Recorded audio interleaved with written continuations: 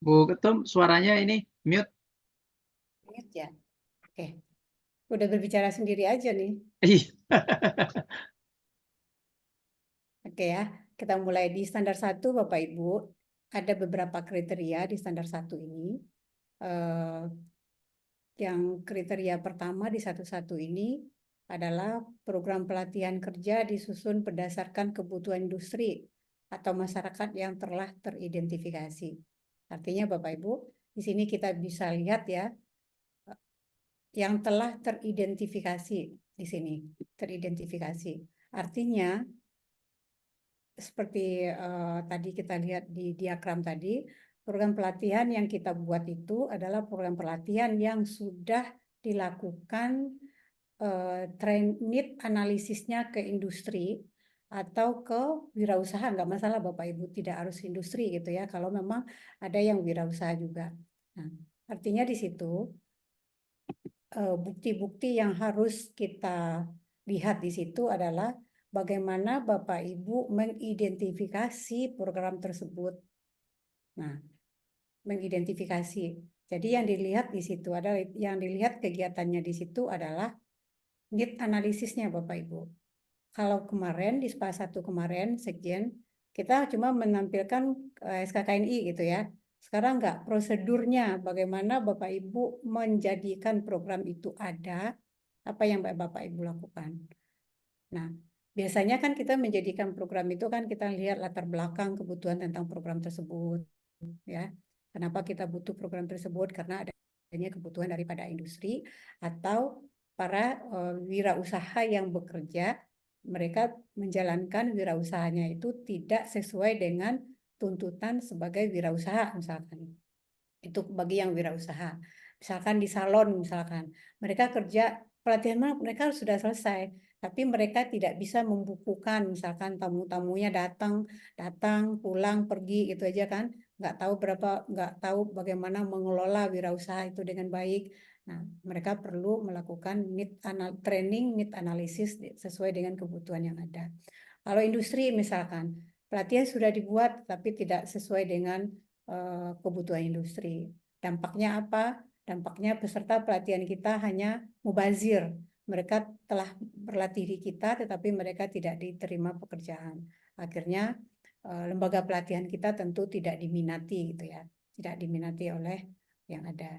Di sini Bapak Ibu ya, di sini dilihat di sini bukti yang harus tersedia adalah laporan dokumen TNA-nya. Bapak Ibu. Nah, laporan TNA itu Bapak Ibu bisa lihat di Kepdirjen nomor 771 tahun 2023. Itu lengkap, semuanya lengkap Bapak Ibu ya. Nah, inilah nanti di SPA 2 dokumen-dokumen yang ada di setiap kriteria-kriteria, kemudian bukti yang diminta, Bapak Ibu harus upload nanti di SPA 2. Nanti bagaimana uploadnya nanti kita lihat Bapak Ibu ya.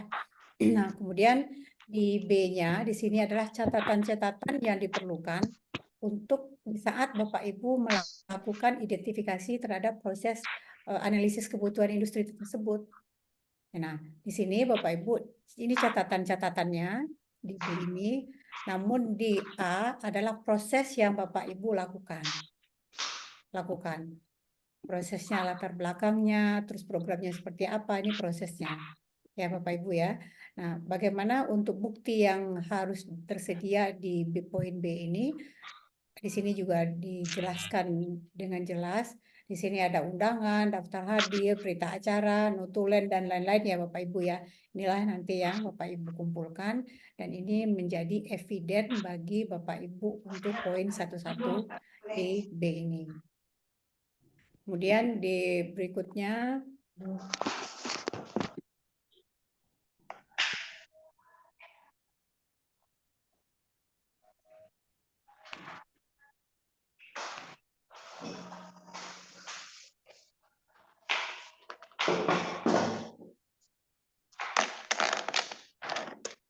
yang 1-2, stop dulu ya.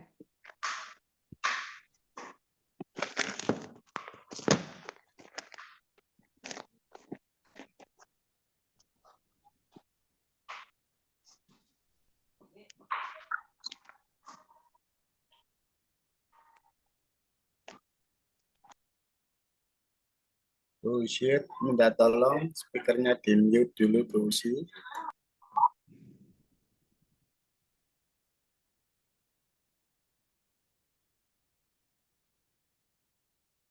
Nah, di 1.2 Bapak Ibu, bisa kita lihat di 1.2.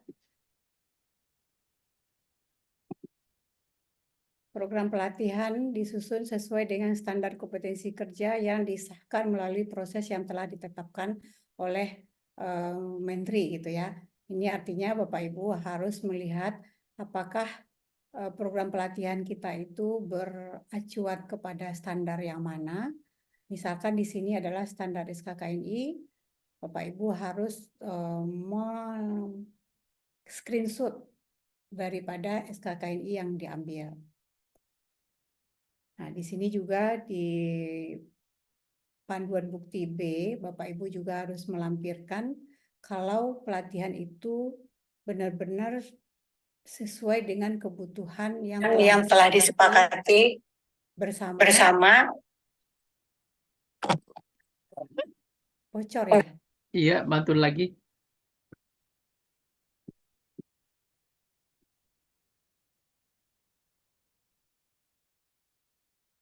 Ya, tadi suaranya jelas tapi keras barusan.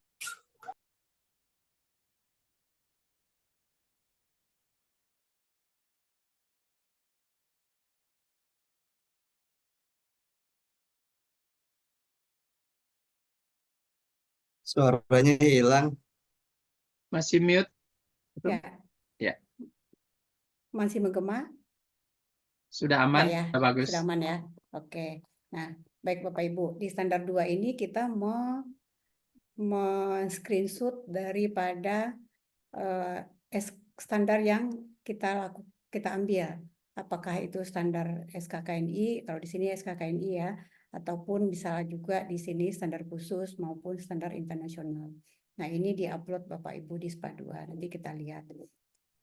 Kemudian bukti-bukti kita melakukan identifikasi tersebut berupa undangan, daftar hadir, dan lain-lain ini dilampirkan. Kemudian pelatihan, bila mana pelatihan tidak menggunakan SKKNI, kita bisa masukkan di sini juga, apakah itu standar khusus ataupun standar internasional. Nah, di sini Bapak Ibu ada bukti-bukti tambahan. Bukti-bukti tambahan ini boleh Bapak Ibu buat jika Bapak Ibu ada mempunyai yang selain yang ada di sini, yang diminta di sini. Dan jika memang nggak ada, Bapak Ibu silakan nggak ada nggak apa-apa. Jadi itu tidak wajib ya. Tapi kalau ada itu Ibu tambahin karena itu akan menambah melengkapi kebutuhan kita. Nah, di sini tadi yang kita sedikit simpulkan dari standar 1 tadi Bapak Ibu.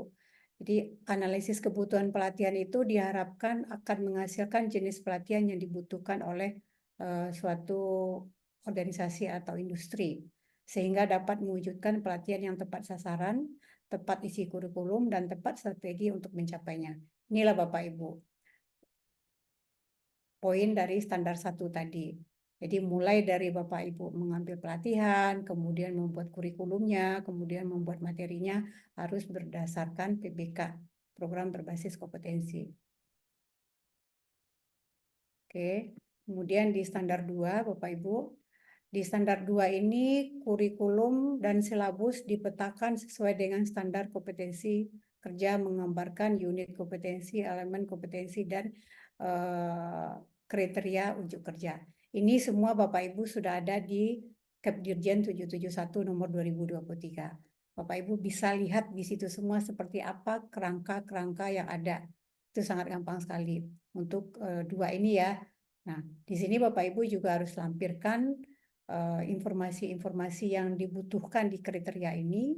Kemudian Bapak Ibu harus lampirkan dengan bukti-bukti yang tersedia. Nih Bapak Ibu, bukti-bukti yang tersedia. Dan semua itu nanti diupload di SPA 02. Ini SPA 02 ini lebih terinci dan panduannya juga lebih jelas ya sekarang. Kemudian kita ke poin berikutnya sampai nanti ke sampai ke bawah ya Bapak Ibu ya. Mungkin nggak perlu ya kita lihat satu-satu. Nanti Bapak Ibu nanti kami bagikan, kita bisa lihat juga. Nah, ini yang ada di standar 2 tentang kurikulum. Kita lihat lagi di standar 3 ya. Standar 3 itu adalah tentang materi pelatihan yang disusun sesuai dengan kurikulum. Bapak Ibu juga lihat nanti di PBK bagaimana menyusun materi Bapak Ibu. Harus lengkap. Nah, di sini diminta di poin A, misalkan di sini diminta bukti dokumen materi pelatihan meliputi buku kerja siswa, panduan instruktur, dan setiap bahan yang digunakan oleh instruktur. Artinya di sini di materi ini lengkap mulai dari kurikulumnya, kemudian lengkap dengan tugas apa yang kita berikan kepada peserta kita dalam bentuk buku kerja siswa, kemudian juga ada panduan instruktur, buat instruktur seperti apa instruktur itu harus mengajar di pertemuan pelatihan kita berapa kali, berapa pertemuan, berapa JP gitu ya. Kemudian juga si instruktur wajib menyiapkan bahan ajar Bapak Ibu. Nah, ini semua bukti-buktinya harus tersedia. Buku informasi, buku kerja siswa, kemudian penilaian. Penilaian artinya untuk penilaian di saat pembelajaran ya Bapak Ibu ya. Kemudian juga buku materi, kemudian asesmen dan buku modul Bapak Ibu. Yang ada di sini inilah wajib. Minimal yang ada di sini Bapak Ibu harus siapkan. Kemudian untuk 31 poin B, bukti dokumen bahan pelatihan mencakup semua aspek yang ada pada kurikulum SKKNI. Jadi kurikulum yang kita buat tergantung Bapak Ibu, misalkan unit kompetensinya itu ada 20, artinya Bapak Ibu juga harus membuat ke 20-nya tentang materi yang ada. Harus dibuat semuanya, harus lengkap. Kemudian untuk standar 3, untuk kriteria 3.2, di sini ada pengembangan dan penggunaan materi pelatihan yang dilakukan melalui pemantauan dan peninjauan. Nah, Bapak Ibu, di sini juga ada bukti-bukti tambahan yang perlu Bapak Ibu lengkapi, ya. Bagaimana bukti rekaman hasil evaluasi melalui instrumen-instrumen pada bahan pelatihan. Bapak Ibu di sini bisa lihat. Setelah dilakukan pelatihan, kemudian dilakukan peninjauan kembali, dan seperti apa awalnya dan seperti apa akhirnya. Artinya Bapak Ibu juga harus menyiapkan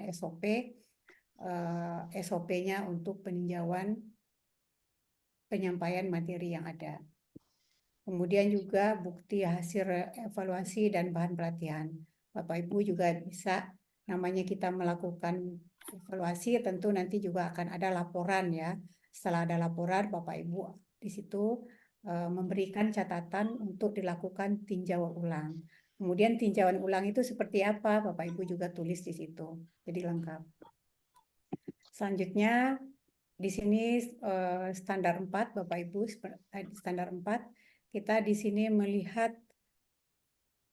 di kriteria 4.1 yang wajib disiapkan oleh lembaga pelatihan, yaitu kriterianya itu harus memiliki perangkat dan instrumen asesmen yang valid, dapat diandalkan, dan adil di Bapak Ibu ya.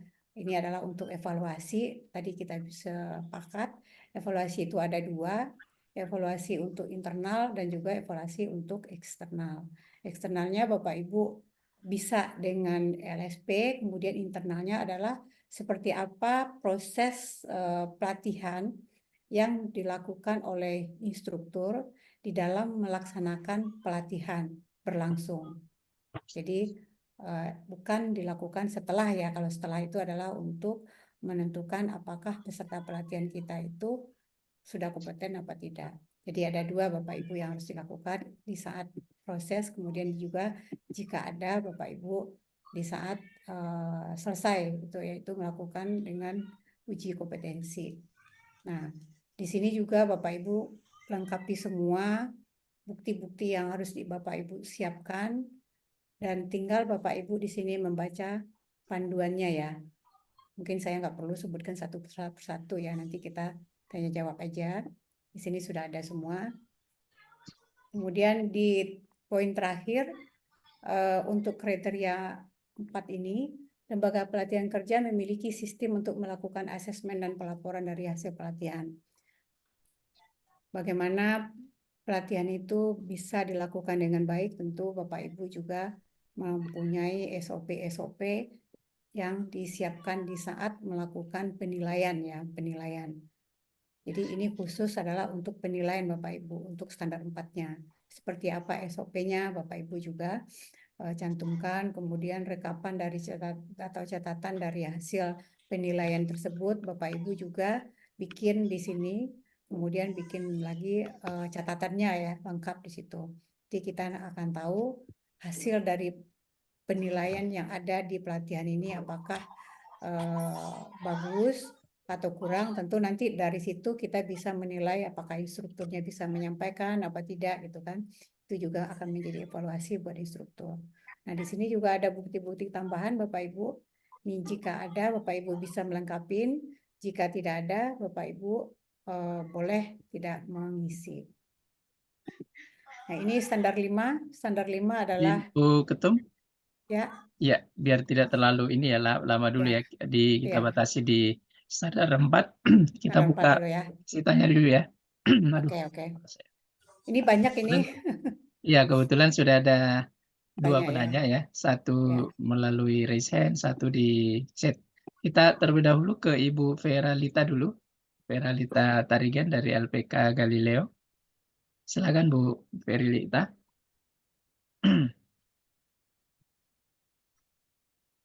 Ibu Vera. Nah, kalau belum, ada di chat juga dari Pak Ahmad Jumain, Bu Ketum. Bagaimana cara memperpanjang status akreditasi atau akreditasi yang sudah selesai masa berlakunya? Oh, itu berbeda Ya. topik ya. Ya, Oke. Bagaimana cara memperpanjang akreditasi? yang sudah habis masa berlakunya. Ya. Untuk memperpanjang, Pak Tarigan, memperpanjang akreditasi dengan melakukan akreditasi sama aja, Pak. Jadi belum ada seperti apakah bisa itu untuk online saja atau ada kemudahan-kemudahan gitu ya. Untuk sekarang masih sama, Pak Tarigan. Ya. Jadi Berarti memperpanjang pengajuan dengan baru ya? pengajuan baru.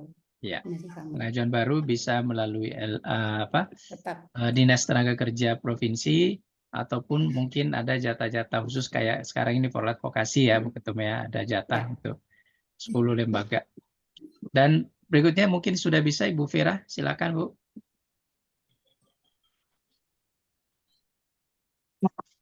Ya.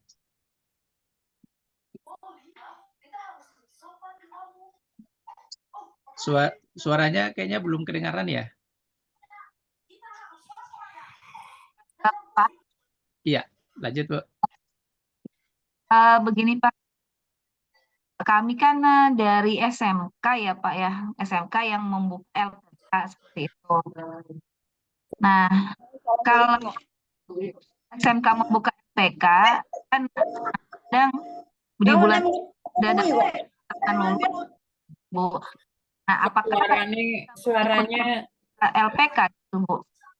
Selanjutnya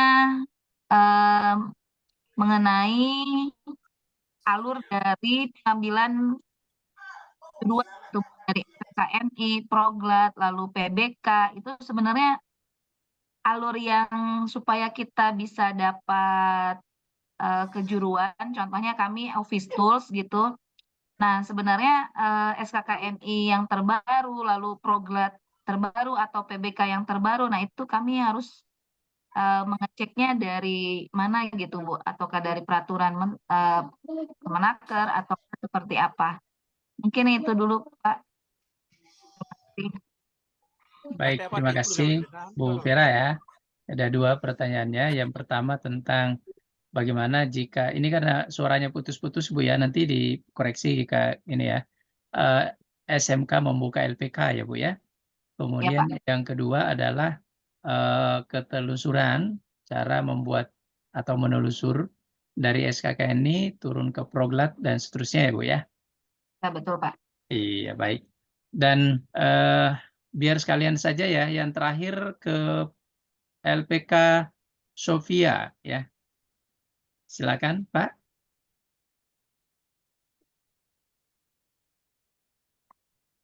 Masih di Mas- mute, Pak. Masih mute, Pak.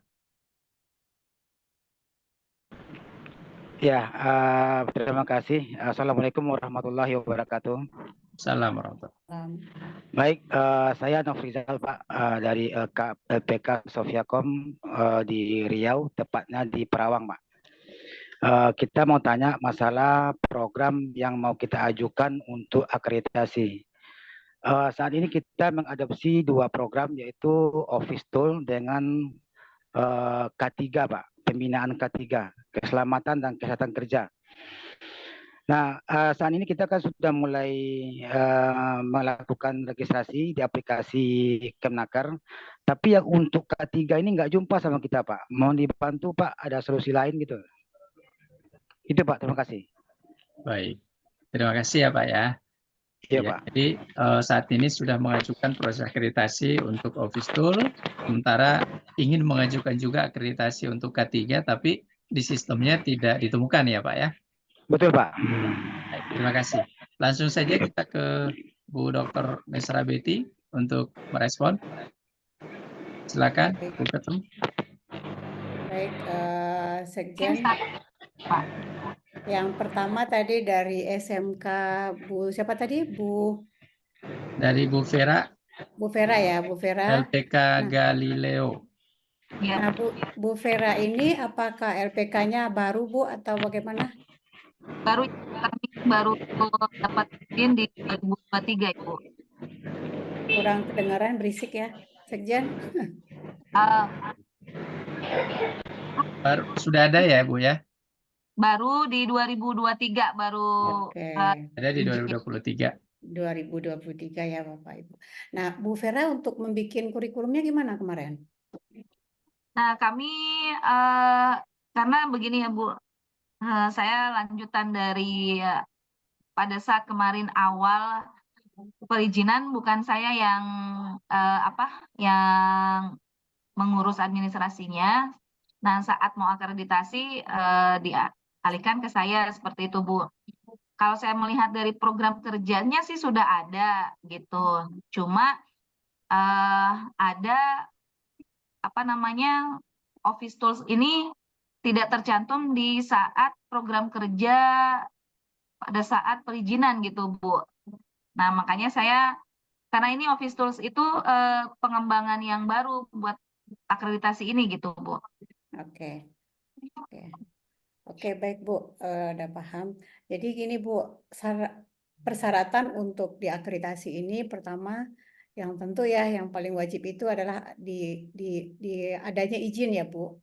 Jadi adanya izin di saat Ibu melakukan izin berarti waktu itu belum ada program yang Ibu maksud gitu ya. Yang Ibu Ya. maksud belum ada. Nah, untuk sekarang ini untuk akreditasi sekarang ini perizinan itu tidak hanya lagi ke dinas Bu, tetapi sudah menggunakan OSS RBA. dan dibuktikan kembali dengan adanya sertifikat standar gitu. Nah, nanti program yang Ibu izinkan itu nanti kalau sertifikat standarnya sudah keluar, itu nanti akan tercantum tuh di sertifikat standar. Program-program apa aja yang Ibu buat itu akan ada izinnya di situ.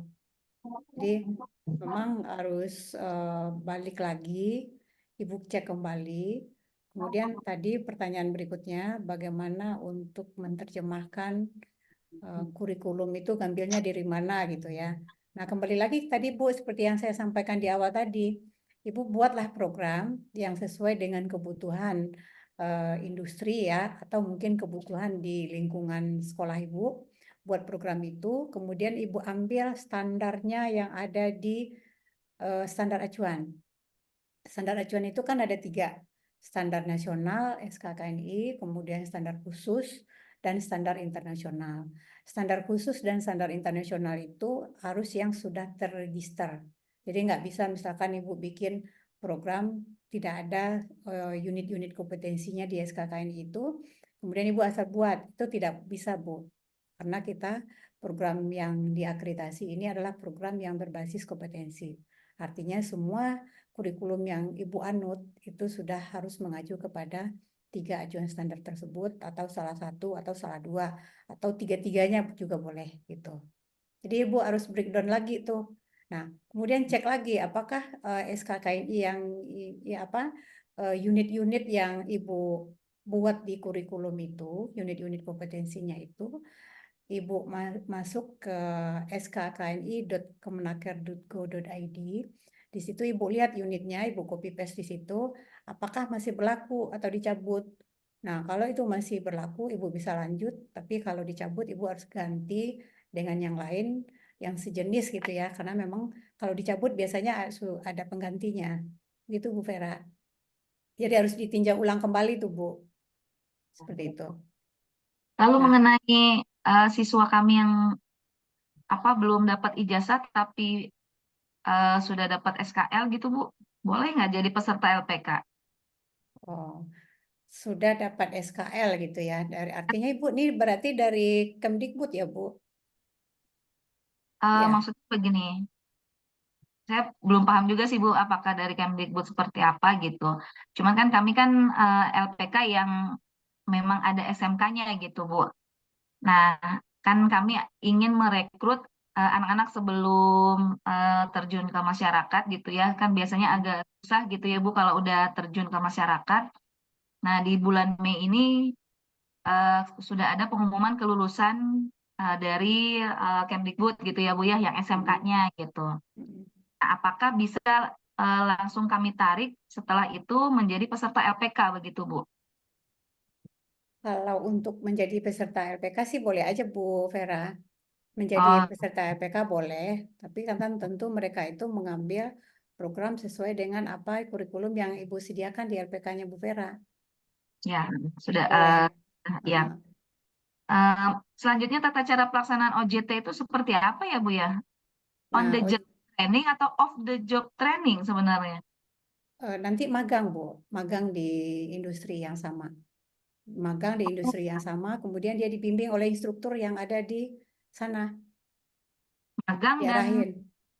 harus sesuai dengan harus sesuai dengan materi di saat menjadi peserta LPK. Apakah seperti itu Bu? Betul. Gitu. Materinya sesuai, dan jangan nanti misalkan dia magang, tahu kan sekarang banyak magang tapi banyaknya disuruh ngetik gitu ya, suruh fotokopi gitu. Bukan itu Bu, bukan itu yang dimaksud. Betul-betul yang, dan OJT-nya itu juga disusun di materi itu kita. Apa yang akan mereka dapatkan nanti itu betul-betul link dengan rumpun atau kompetensi yang diambil di saat pelatihan. Gitu Bu Baik, Vera. ya, sementara itu dulu Bu, sambil berjalan standar yang Ibu Ya. jelaskan. Oke. Terima kasih Bu. Ya. Ya. Kemudian tadi dari Pak LPK Sophia. Sophia Riau. ya. Dari Riau ya. Dari Iya, Bu. LPK Sophia dari Riau, Pak siapa tadi Pak? Safrizal ya? Pak Nofrizal, Pak Bu. Nofrizal ya. Ya, Pak Bu. Nofrizal. Memang nanti kita akan lihat ya Pak. Nanti sebentar lagi kita akan lihat bagaimana nanti Bapak mau ngambil program gitu ya. Mungkin Pak Nofrizal sudah paham kali ya. Kenapa tidak ketemu, berarti sudah mencari di Proklat ya Pak? Udah Bu, udah Bu. Sudah mencari di Proklat tapi nggak ada. Nah, hal-hal inilah Pak yang ini akan menjadi catatan buat kami di LA. Nanti Bapak bisa membuat program Bapak itu seperti apa gitu. Nanti bisa kasihkan ke kami, nanti kita akan sampaikan ke Stamkom. Jadi memang ada program-program yang tidak ada di Proklat, dan kalau dicari program yang sama nggak ada juga ya Pak? Oh, khusus yang untuk K3 tuh memang tidak ada, Bu. Nggak ada ya. Tapi Bapak Iya. memang itu program yang akan diajukan itu ya? Ya, kita kan 2024 ini kan karena dua Bu, karena office tool kan sudah ada duluan, karena udah expired kan, Ya. kita mau perpanjang. Nah, kalau yang ketiga ini memang belum ada sama sekali. Ya. Nah, ini menjadi catatan ya Pak buat kami di LA. Teman-teman yang programnya tidak ada di Proklat itu nanti kita akan masuknya dari belakang nih Pak. Jadi tetap Bapak lakukan saja, tetap diisi ya Pak, tetap diisi. Nanti bisa Sekjen bantu catat ya, Sekjen ya. Nanti kita akan sampaikan ke LA nanti. Iya. Memang banyak Pak, kita Eh, sudah melakukan evaluasi. Ada 17% sih Pak, teman-teman yang melakukan sertifikasi ini yang tidak ada di Proklat itu ada 17% memang ada. Pak Nofrizal nih termasuk salah satu nih. Iya. Mm-mm. Iya. Satu lagi Bu, Ya, di K3 itu kan kita banyak bagian-bagiannya Bu. Contoh kan, kita mau trainingkan teknik scaffolding, mm-mm. kemudian teknik kerja ketinggian, kemudian teknik menggunakan APAR, Mm-mm. kemudian teknik penanggulangan kebakaran Bu, dan lain-lain itu Mm-mm. banyak. Mm-mm. Kalau yang izin yang sudah kita urus ke OSS tadi, NIB kita kan udah keluar sesuai Mm-mm. dengan yang kita ajukan ke dinas. Nah, yang kita tanyakan, apakah untuk pengajuan akreditasi ini berdasarkan masing-masing program tadi atau satu aja yang mewakili untuk semua, Bu? Jadi kalau program itu sesuai dengan izinnya Pak. Izin apa yang keluar di OSS-nya. Izin keluar OSS itu izin K3 dengan dengan izin office tool Bu, keluar Bu. Tapi K3 yang ketiga ini banyak lagi bagiannya Bu. mm-mm. Nah, contoh sekarang ini kita lagi mengadakan pelatihan untuk teknik kerja ketinggian. Itu kan termasuk juga ketiga Bu. Nah, apakah akreditasi khusus untuk ketinggian kita buat pula, khusus untuk scaffolding kita buat pula akreditasinya, itu gimana Bu? Kalau dalam pelaksanaan di lapangan, apakah Hmm, Bapak membuat kurikulum itu terpisah? Jadi bisa programnya Bu, itu terpisah atau gabung? terpisah Bu. Nah, artinya Terpisah kalau sesuai dengan bidang. ya, artinya satu peserta itu tidak mengikuti semua wajib, bukan? Enggak ya? Oh tidak, Oke. tergantung kebutuhan kerjanya Bu. Kalau pekerjaannya untuk kerja ketinggian, berarti yang kita trainingkan khusus masalah bidang dengan undang-undang ketinggian saja Bu. Oke. Oke. Nah, Hmm. artinya Kalau gini dia, Pak. ya. Artinya Ya, Bapak Bu. harus membuat, karena program yang di Bapak jual itu kan yang buat itu kan berbeda ya, jadi 3. Berarti Bapak itu satu-satu Pak, satu-satu. Hmm. Nah, satu program itu berapa JP Pak rata-rata?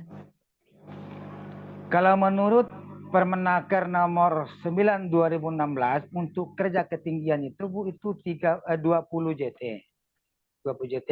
Itu tambah lagi dengan ujian praktek. Nah, berarti kita anggaplah 25 JT Bu. Ya, itu udah 2 atau terlihat 3 itu hari. Pak. Berarti itu Ya. sendiri-sendiri Pak, sendiri-sendiri. Oh, Sendiri-sendiri. sendiri ya. Berarti Jadi, oh gitu. jadi dia Oke, rumpunnya K3, tapi di rumpun itu ada program. ya, beda-beda Bu. Oh, Beda-beda. gitu ya. Ya. Oke, baik. Berarti kita simpulkan Bu ya. Berarti di K3 itu kalau kita mau mengajukan akreditasi bidang ketinggian, bidang scaffolding, berarti kita buat masing-masing pengajuan berbeda Bu ya. Berbeda. Berbeda ya. Ya. Karena program itu Bapak rangkum dan Bapak kelompokkan untuk orang yang berbeda-beda juga kan? Iya, ya. Ya. Ya. Oke, baik Bu. Terima kasih. Ya. Baik, terima kasih Bapak Ibu dan Bu Ketum sudah merespon ya. Sebelum kita lanjut ke selanjutnya ya, pemaparan berikutnya yang 5.1, izin tadi menyampaikan lagi, memperjelas ya dari Ibu Vera, karena tadi menyebut SKL, tadi Bu Dr. Mesra Betty juga menyampaikan bahwa kalau Ibu menggunakan SKL, Standar Kompetensi Lulusan, maka itu ranahnya LKP ya, LKP di bawah naungan Kemdikbud. Tapi kalau kita berbicara LPK di bawah naungan Kemnaker, maka kita menggunakan tadi ada 3 standar, SKKNI, ataupun SKKK, ataupun SKKI yang internasional Bapak Ibu. Nah, tadi Bu Vera juga menanyakan bagaimana turunannya. Nah, itu berdasarkan kebutuhan tadi sudah disampaikan ya, tapi kalau Ibu mau jago menurunkan SKKNI hingga menjadi proglat, ini juga terkait juga dengan pertanyaan dari LPK Sophia tadi, maka Bapak Ibu disarankan mengikuti metodologi level 4. Karena kalau Bapak Ibu ikut metodologi level 4, di sana ada 1 unit yang mengajarkan khusus bagaimana cara membuat proglat. dan bukan hanya bagaimana cara, tapi Bapak Ibu memang wajib kompeten di unit tersebut untuk bisa mendapatkan pengakuan kompetensi level 4 Bapak Ibu ya. Jadi cara menurunkan atau membuat training need analysis ya, yang diawali dengan training need analysis, lalu muncullah apa SKKN ini apa yang dirujuk, SKKN dirujuk, katakan SKKN ini ya, kemudian katakan di SKKN ini itu ada 60 unit, lalu berdasarkan kebutuhan kita hanya mau ngambil 10 unit misalkan, nah 10 unit itulah yang kita buatkan proglatnya, ya proglatnya, buatkan di dalamnya ada kurikulumnya, ada silabusnya, sampai telaah bahan dan alatnya, itu ada di metodologi level 4 Bapak Ibu. Itu tidak efektif kalau kita sampaikan di forum ini Bapak Ibu. Baik, terima kasih. Kalau yang izin Bu Ketum, saya sampaikan saja yang Pak Hafid dari Ventura Bangkalan ini. Untuk pendampingan akreditasi biasanya ada ranah dari Naker ya, baik Naker Ya. kota maupun provinsi. Biasanya ada BIMTEK-BIMTEK-nya. Dari Kemnaker pusat juga biasanya ada BIMTEK juga. Kemudian kita juga di forum advokasi ini ada juga Bapak Ibu. Ada kayak gini kan semacam pembinaan juga ya bagi anggota-anggota kita di forum advokasi, terutama yang ingin mengajukan akreditasi. Terima kasih Bapak Ibu, kita lanjut ke standar berikutnya, pengisian SPA, teknik pengisian SPA, ke standar 5.1 tadi ya, Ketum. Disilakan, Bu Ketum. Kita lanjut ya.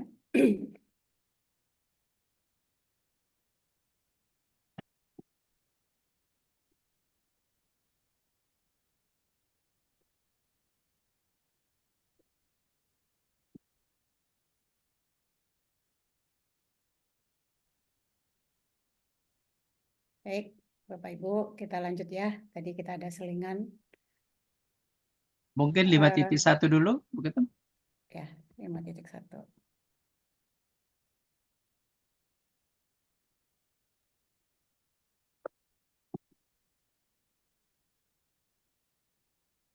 Ya kalau pakai animasi ini lama deh muncul. Ya.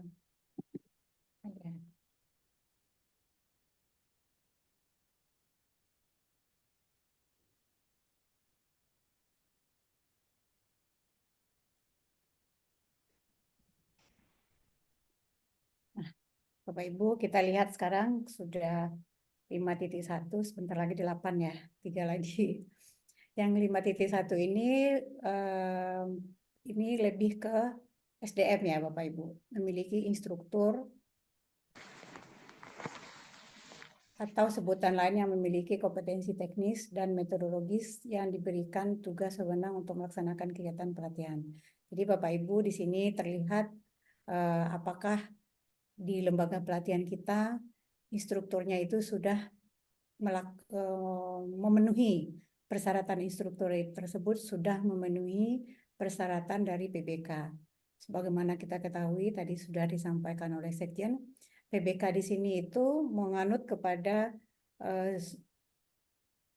sudah ada nggak instrukturnya mempunyai sertifikasi teknis di profesinya. Misalkan tadi Pak Nofrizal tadi menyampaikan untuk pengukuran ketinggian gitu ya K3. Artinya instrukturnya yang mengajar di ketinggian benar-benar mereka yang sudah mempunyai sertifikat teknis. Teknis itu Bapak Ibu profesinya benar-benar sudah di situ, di bidang itu, di bidang ketinggian. Apakah itu berdasarkan pengalamannya atau juga mungkin mereka itu berasal dari perguruan tinggi yang bidang prodinya di bidang itu, tapi lebih baiknya yaitu di bidang pengalaman ya Bapak Ibu ataupun dari industri gitu. Itu mereka kita lihat dari sertifikasi teknisnya. Kemudian di sertifikasi metodologinya Bapak Ibu, seorang instruktur tentu mereka harus paham bagaimana menyampaikan pembelajaran kepada mahasiswa, kepada peserta yang mereka ajarkan sesuai dengan PBK, program pelatihan berbasis kompetensi. Instruktur harus mampu untuk menyampaikan tiga unsur yang saling terkait. Mereka harus mampu menyampaikan di segi pengetahuannya, kemudian si instruktur harus mampu juga menyampaikan dari segi kompetensi skill, kemudian juga dari segi attitude. Dan juga si instruktur harus mampu bagaimana menata dan pembelajaran dari awal sampai akhir. Jadi ada hal yang harus dipenuhi oleh instruktur. Yang pertama itu adalah sertifikasi teknis, kemudian sertifikasi metodologi. Nah, Bapak Ibu juga di sini perlu disampaikan di sini ya, disiapkan di buktinya. Nah, bagaimana jika instruktur itu berasal dari SPD atau Akta 4 ya Bapak Ibu. Kalau sekarang kan Akta 4 sudah nggak ada, semua sudah SPD. Tapi mereka tidak mempunyai metodologi instruktur Bapak Ibu. Nah, karena memang di bagian pendidikan kayak di KIP gitu ya, itu sudah diajarkan bagaimana teknis untuk mengajar. Jadi itu dibolehkan Bapak Ibu kalau belum ada instrukturnya yang mempunyai metodologi. Tapi disarankan mempunyai gitu. Nanti Bapak Ibu bisa kembangkan lagi. Jadi itu dibolehkan. Nah, kalau untuk teknis itu benar-benar harus punya sertifikat teknisnya. Tapi kalau untuk metodologi, kalau instruktur kita itu berasal dari perguruan tinggi pendidikan atau SPD itu masih dibolehkan. Nah, ini Bapak Ibu di sini ada bukti-bukti yang harus Bapak Ibu siapkan di sini. Kemudian arsip dari CV misalkan. Nah, ada juga nih Bapak Ibu seperti untuk bahasa Jepang ya. Bahasa Jepang itu memang belum ada sih LSP-nya. Belum ada LSP-nya belum ada. Sehingga untuk bukti teknisnya itu bisa berasal dari pengalaman, dari sertifikat yang mereka punya dari Jepangnya, atau sertifikat pelatihan dari Jepang yang bahasa Jepang itu boleh Bapak Ibu, khusus untuk bahasa Jepang. Kalau yang lainnya kayaknya sudah ada di nasional. Nah, di sini juga ada bukti-bukti tambahan yang Bapak Ibu perlu siapkan jika itu ada. Kita lanjut ya.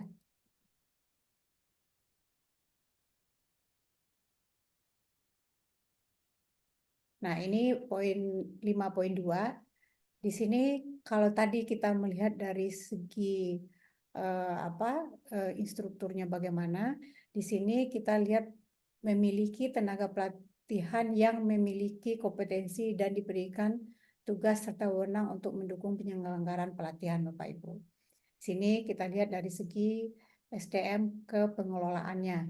Nah, kalau Bapak Ibu sudah pernah mengikuti sertifikasi pengelola lembaga yang dilakukan oleh Kemnaker, tentu Bapak Ibu akan paham ya, di sini ada job desk masing-masing, mulai dari direktur LPK-nya sampai kepada admin dan lain-lainnya. Nah, di sini Bapak Ibu harus siapkan seperti apa yang Bapak Ibu punya di lembaganya masing-masing. Kemudian di sini ada bukti-bukti tambahan. Bukti tambahan ini di sini disebutkan bukti bahwa kualifikasi dari pengalaman pegawai administrasi dan pendukung diverifikasi. Misalkan Bapak Ibu di situ misalkan di pengelola, kalau sekarang untuk pengelola itu kan Bapak Ibu disarankan untuk D3 sepertinya ke depannya. Nah, mungkin Bapak Ibu bisa sampaikan di situ ada SOP, misalkan ketentuan-ketentuan untuk pimpinan, untuk level keuangan sampai ke administrasi itu kriteria yang dibutuhkan di lembaga kita seperti apa. Bapak Ibu buat aja gitu kan. Nah, itu nanti misalkan 2023 sampai 2025 misalkan. Ada ketentuan yang ada diatur oleh lembaga Bapak Ibu, itu bisa saja. Tidak harus juga misalkan di bagian keuangan, artinya mereka harus berasal dari sarjana ekonomi gitu kan. Itu tidak juga Bapak Ibu. Yang penting Bapak Ibu mempunyai aturan bagaimana Bapak Ibu mengatur tentang penempatan SDM-nya di bagian pengelolaan. Nah, ini yang keenam Bapak Ibu. Standar 6 ya. Standar 6 kita tadi sudah sama-sama sepakat dan lihat standar 6 ini adalah berhubungan dengan Sarpras ya, Bapak Ibu. Sarpras memiliki sarana yang merupakan fasilitas utama terselenggaranya program pelatihan kerja dan digunakan supaya tujuan program pelatihan kerjanya tercapai dan terlaksana dengan baik. Bapak Ibu, lihat di sini bukti-bukti yang harus disiapkan, apakah milik sendiri atau sewa ataupun kerjasama. Nggak apa-apa Bapak Ibu ya, tidak harus sendiri ya, milik sendiri, sewa, kerjasama juga nggak apa-apa. Kemudian itu untuk sarananya, kemudian untuk prasarananya juga demikian, apakah milik sendiri atau sewa atau kerjasama. Itu boleh Bapak Ibu, tidak dibatasi. Nah, kemudian sebagai tambahan-tambahan yang wajib juga Bapak Ibu cantumkan, tata letak dari sarana dan prasarana itu. Biasanya kalau ruangan tentu di situ akan ditulis gitu ya. Ini milik apa? Ini direktur, kemudian administrasi, kemudian ini ruang kelas gitu kan, diatur semuanya. Termasuk juga layoutnya ya Bapak Ibu ya, layoutnya. Bagaimana kita tahu mappingnya seperti apa juga Bapak Ibu cantumkan di 6.2.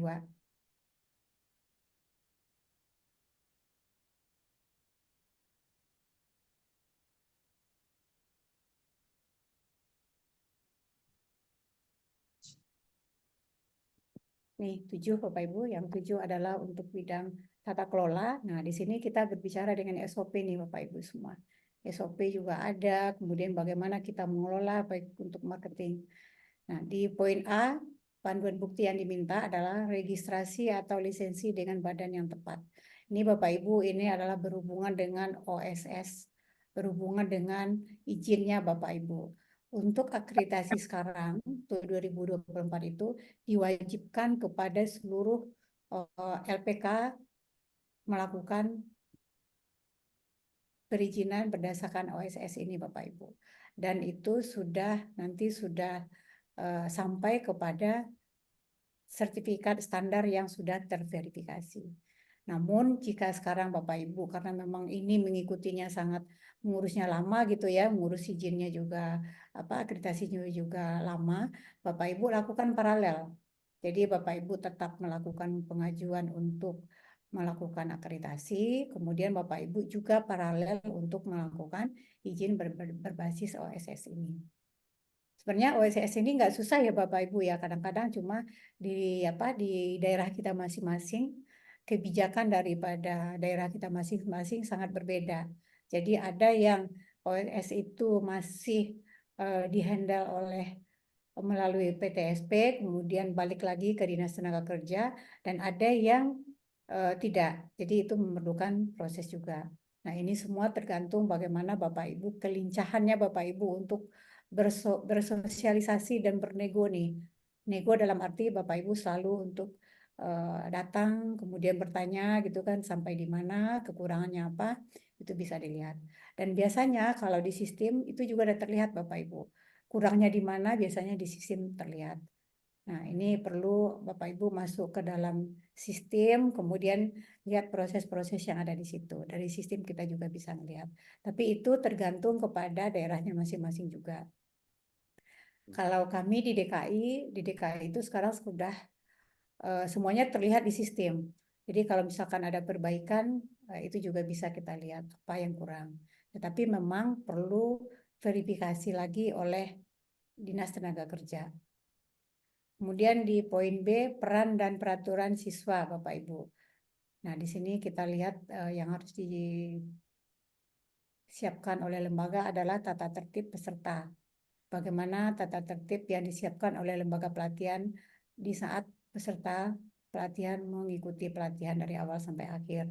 Kemudian juga di sini ada SOP penerimaan peserta.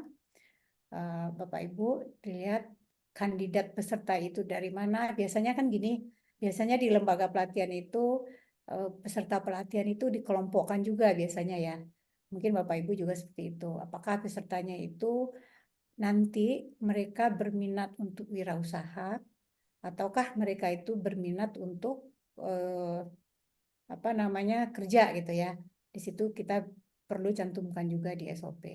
Dan juga apakah peserta pelatihan kita itu berasal dari orang yang sudah pernah berlatih di situ, yang sudah pengalaman, mereka itu upskilling atau mereka yang betul-betul skilling gitu.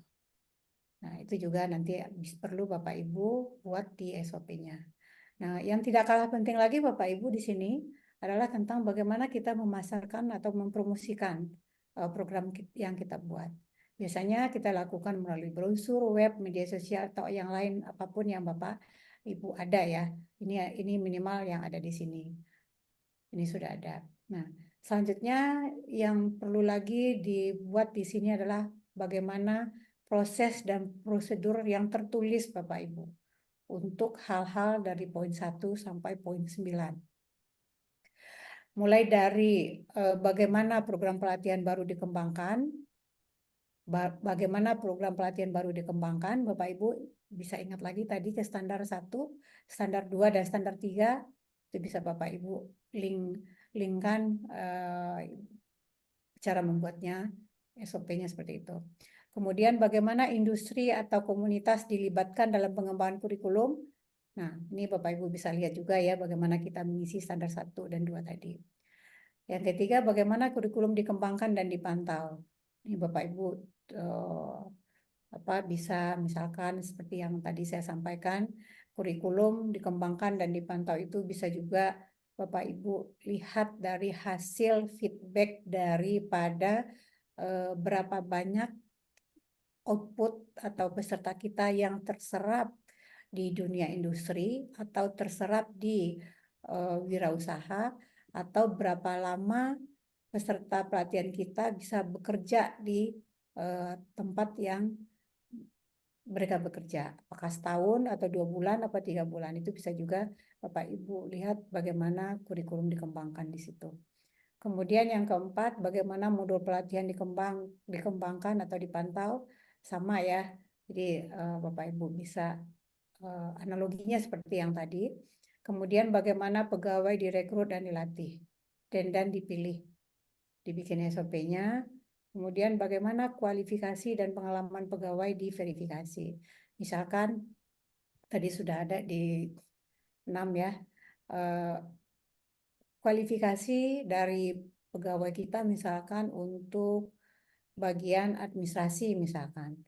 Walaupun mereka itu bukan dari sarjana atau di bidang tertentu, tapi Bapak Ibu memberikan penjelasan bagaimana, apakah melalui pelatihan dulu atau melalui training gitu kan, atau memang melalui Bapak Ibu menerimanya berdasarkan persyaratan standar sesuai dengan kompetensi yang sebagai pegawai misalkan. Kemudian yang ketujuh, bagaimana peralatan difasilitasi, apakah sesuai dengan tujuan. Misalkan apakah ada peralatan yang digunakan itu kerjasama dengan perusahaan, atau bisa azas bersama misalkan dengan perguruan tinggi gitu ya Bapak Ibu ya, karena itu dibolehkan. Misalkan peralatan tertentu yang tidak ada di lembaga pelatihan kita, tetapi kita bisa bekerja sama dengan perguruan tinggi atau dengan industri sendiri, atau industri yang tadi yang ikut menyusun program dari awal dengan kita. Mereka siap menyiapkan misalkan seperti itu juga dibolehkan. Kemudian bagaimana tata kelola keuangan Bapak Ibu, ini biasanya mengelolanya biasanya yayasan ya, yayasan, tapi di sini tetap dibuat. Jadi harus jelas uang masuk, uang keluar, termasuk sampai ke neraca rugi laba. Yang ke-9, bagaimana bahan penilaian dikembangkan atau dipantau, Bapak Ibu. Itu juga harus dikembangkan. Nah, bukti-bukti tambahan yang ada dari A sampai D ini boleh Bapak Ibu jika Bapak Ibu mempunyai. Tapi yang D kayaknya kita punya kan, profil LPK, kemudian bagaimana aturan dan regulasi lembaga pelatihan, ini kita punya. Brosur-brosur informasi Bapak Ibu pasti punya. Nah, ini yang A ini mungkin jarang ya, tapi ada juga yang punya.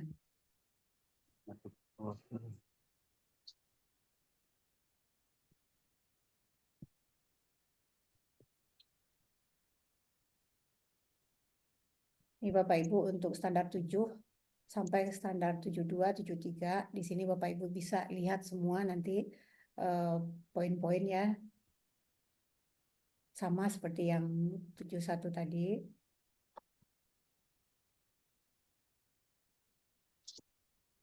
Di standar 7 ini banyak Bapak Ibu, banyak ya. Mulai dari tadi, dari 1, sekarang yang 74 ini mengenai lembaga pelatihan kerja memiliki struktur organisasi yang memadai untuk menyelenggarakan pelatihan kerja. Itu ada bukti-bukti juga yang harus dicantumkan. Kemudian di 7.5, lembaga LPK memiliki sistem pemantauan, peninjauan terhadap seluruh aspek penyelenggaraan pelatihan kerja. Di sini juga ada SOP evaluasi, Bapak Ibu, lengkapi semua juga di sini.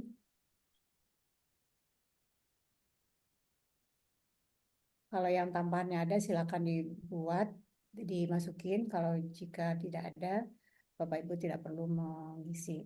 Dan yang terakhir di poin 7 adalah lembaga pelatihan memiliki sistem pemantauan dan peninjauan terhadap seluruh aspek penyelenggaraan pelatihan kerja. Di sini Bapak Ibu ada menyiapkan perangkat dan instrumen evaluasi Bapak Ibu. Bapak Ibu silakan modif seperti apa instrumen-instrumen yang digunakan untuk melakukan peninjauan terhadap penyelenggaraan pelatihan kerja yang ada.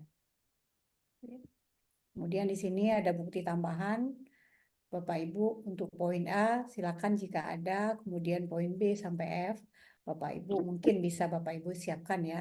Kalau audit internal itu biasanya kita lakukan, kemudian laporan-laporan evaluasi biasa pasti kita lakukan karena kita ingin melakukan perbaikan. Artinya setiap evaluasi pasti ada laporan-laporannya. Kemudian dan selanjutnya ya, kemudian yang berikutnya terakhir ini catatan pertemuan di tim evaluasi. Nah, kalau audit internal kan Bapak Ibu biasanya catatan-catatan itulah yang kita kumpulkan, kemudian kita lakukan tinjauan ulang sehingga kita bisa membuat mengembangkan program kita kembali. Kemudian di poin terakhir nih Bapak Ibu. Nah, 8 ini adalah tentang keuangan. Bapak Ibu bisa lihat di sini, tadi kita juga ada sama-sama bahas ya. Mulai Bapak Ibu dari penerimaan peserta pelatihan sampai bagaimana keuangan itu digunakan. Nah, di sini ada catatan sumber pendanaan. Catatan uang masuknya dari mana saja, apakah itu juga ada dari bantuan pemerintah gitu kan, silakan aja Bapak Ibu. Muncul Bapak Ibu bikin aja, ataukah hanya dari uang dari peserta pelatihan. Apakah itu ada dari yayasan atau dari CSR dan lain-lain silakan buat. Tentu yang ada yang benar-benar ada dari lembaga kita. Kemudian pendanaan cukup untuk membiayai pengeluaran. Nah, di sini perlu RAB yang jelas Bapak Ibu. Kalau uang masuk dan uang keluarnya tidak sama, kalau uang keluarnya sedikit boleh ya Bapak Ibu ya, tapi kalau uangnya masuknya sedikit, uang keluarnya banyak, kita bisa bayangkan. Mungkin lembaga kita hanya di pertemuan itu bisa berjalan, ke depannya sudah nggak ada. Dan termasuk juga biaya-biaya operasional yang ada. Biaya personal apa saja yang ada. Biaya mainten dan lain-lain termasuk gaji, kemudian kalau sewa, kalau gedungnya sewa, kemudian kalau peralatannya sewa gitu kan. Itu juga Bapak Ibu harus sebutkan di sini. Kemudian di sini juga ada bukti-bukti tambahan. Apakah lembaga pelatihan memiliki kemampuan mengelola dana penyelenggaraan pelatihan? Nah, ini di poin A di sini Bapak Ibu masukkan di sini. Kemudian di poin B juga lengkapin, ini harus kita lengkapin nih Bapak Ibu. Kemudian bukti tambahan berikutnya, tindakan perbaikan apabila terdapat perbedaan yang mendasar antara kondisi aktual dan anggaran. Misalkan tadi kami sampaikan, kalau misalkan mahasiswanya cuma 10 orang gitu ya, padahal di target kita di saat kita bikin RAB itu adalah untuk 15 orang. Artinya ada 10 yang tidak terpenuhi. Nah, kalau di RAB bisa berjalan itu adalah kalau 20. Artinya perlu di sini disampaikan jika tidak sesuai dengan target yang sudah anggaran yang sudah dibuat anggaran dasarnya. Nah, artinya perlu tindakan-tindakan apa yang dilakukan oleh Bapak Ibu sehingga kondisi aktualnya seperti apa. Nah, sehingga Bapak Ibu kegiatan itu apakah bisa terlaksana, apakah disubsidi oleh yayasan, seperti itu ya. Itu juga harus dijelaskan. Kemudian akun tahunan diaudit oleh pihak ketiga yang relevan. Nah, biasanya Bapak Ibu kalau pihak ketiga ini adalah audit eksternal ya. Ini dari eksternal. Kemudian salinan proposal pembiayaan. Ini kalau Bapak Ibu sudah mengajukan dari awal itu bagian program mengajukan kegiatan kepada pimpinan biasanya gitu ya. Jadi juga harus dilampirkan. Nah, ini Bapak Ibu rangkaian daripada poin 8 tentang keuangan sampai kepada catatan-catatan yang harus Bapak Ibu buat gitu, lengkapi di sini. Di sini juga ada catatan pendapatan diterima di muka ini Bapak Ibu. Dokumen catatan penerimaan biaya dari peserta latih dilengkapi dengan kwitansi. Nah, di sini juga dari peserta, kemudian bukti pembayarannya juga harus ada lengkap. Biasanya Bapak Ibu yang bermasalah nih di sini jika pesertanya seperti tadi ketidakcukupan dari target kita sehingga peserta nanti akan meminta pengembalian dana gitu ya. Makanya di sini harus diatur dan ditulis dengan rapi supaya Bapak Ibu nanti bisa mengantisipasinya. Nah, ini Bapak Ibu untuk poin semua kita sudah selesai dari 1 sampai 8 dan di akhir dari form 401 ini Bapak Ibu, formulir F01 ini Bapak Ibu, ini catatannya ini. Itu ya Bapak Ibu untuk standar. Sebelum kita lanjut kita coba praktek ya ke bagaimana melihatnya. Kita stop dulu Sekjen. Iya, baik. Terima kasih Bu Ketum, Bapak Ibu sekalian. Alhamdulillah ya. Jadi kita mendapatkan daging-daging ya, daging-daging segar yang disampaikan oleh pemateri narasumber tadi tentang dokumen-dokumen apa yang kiranya dibutuhkan saat kita mengajukan akreditasi Bapak Ibu. Jadi sudah paham semua. Tapi sebelum kita lanjut, izin merespon dulu beberapa yang ada di chat ya. Chat ini sifatnya umum. Kebanyakannya adalah mempertanyakan lembaganya yang belum tayang di kelembagaan. Nah, seperti yang kami sampaikan di awal bahwa Forlat Vokasi, baik DPP-nya maupun DPD ini sudah memiliki program kerja yang memang fokusnya pada hal-hal mendasar ya yang menjadi permasalahan LPK Bapak Ibu. Salah satunya insya Allah di tanggal 5 nanti ini, di tanggal 5 April ya, tanggal berapa hari lagi nih? 5 hari lagi, 5 hari ke depan, DPP Forlat Vokasi akan mengadakan BIMTEK via Zoom ya.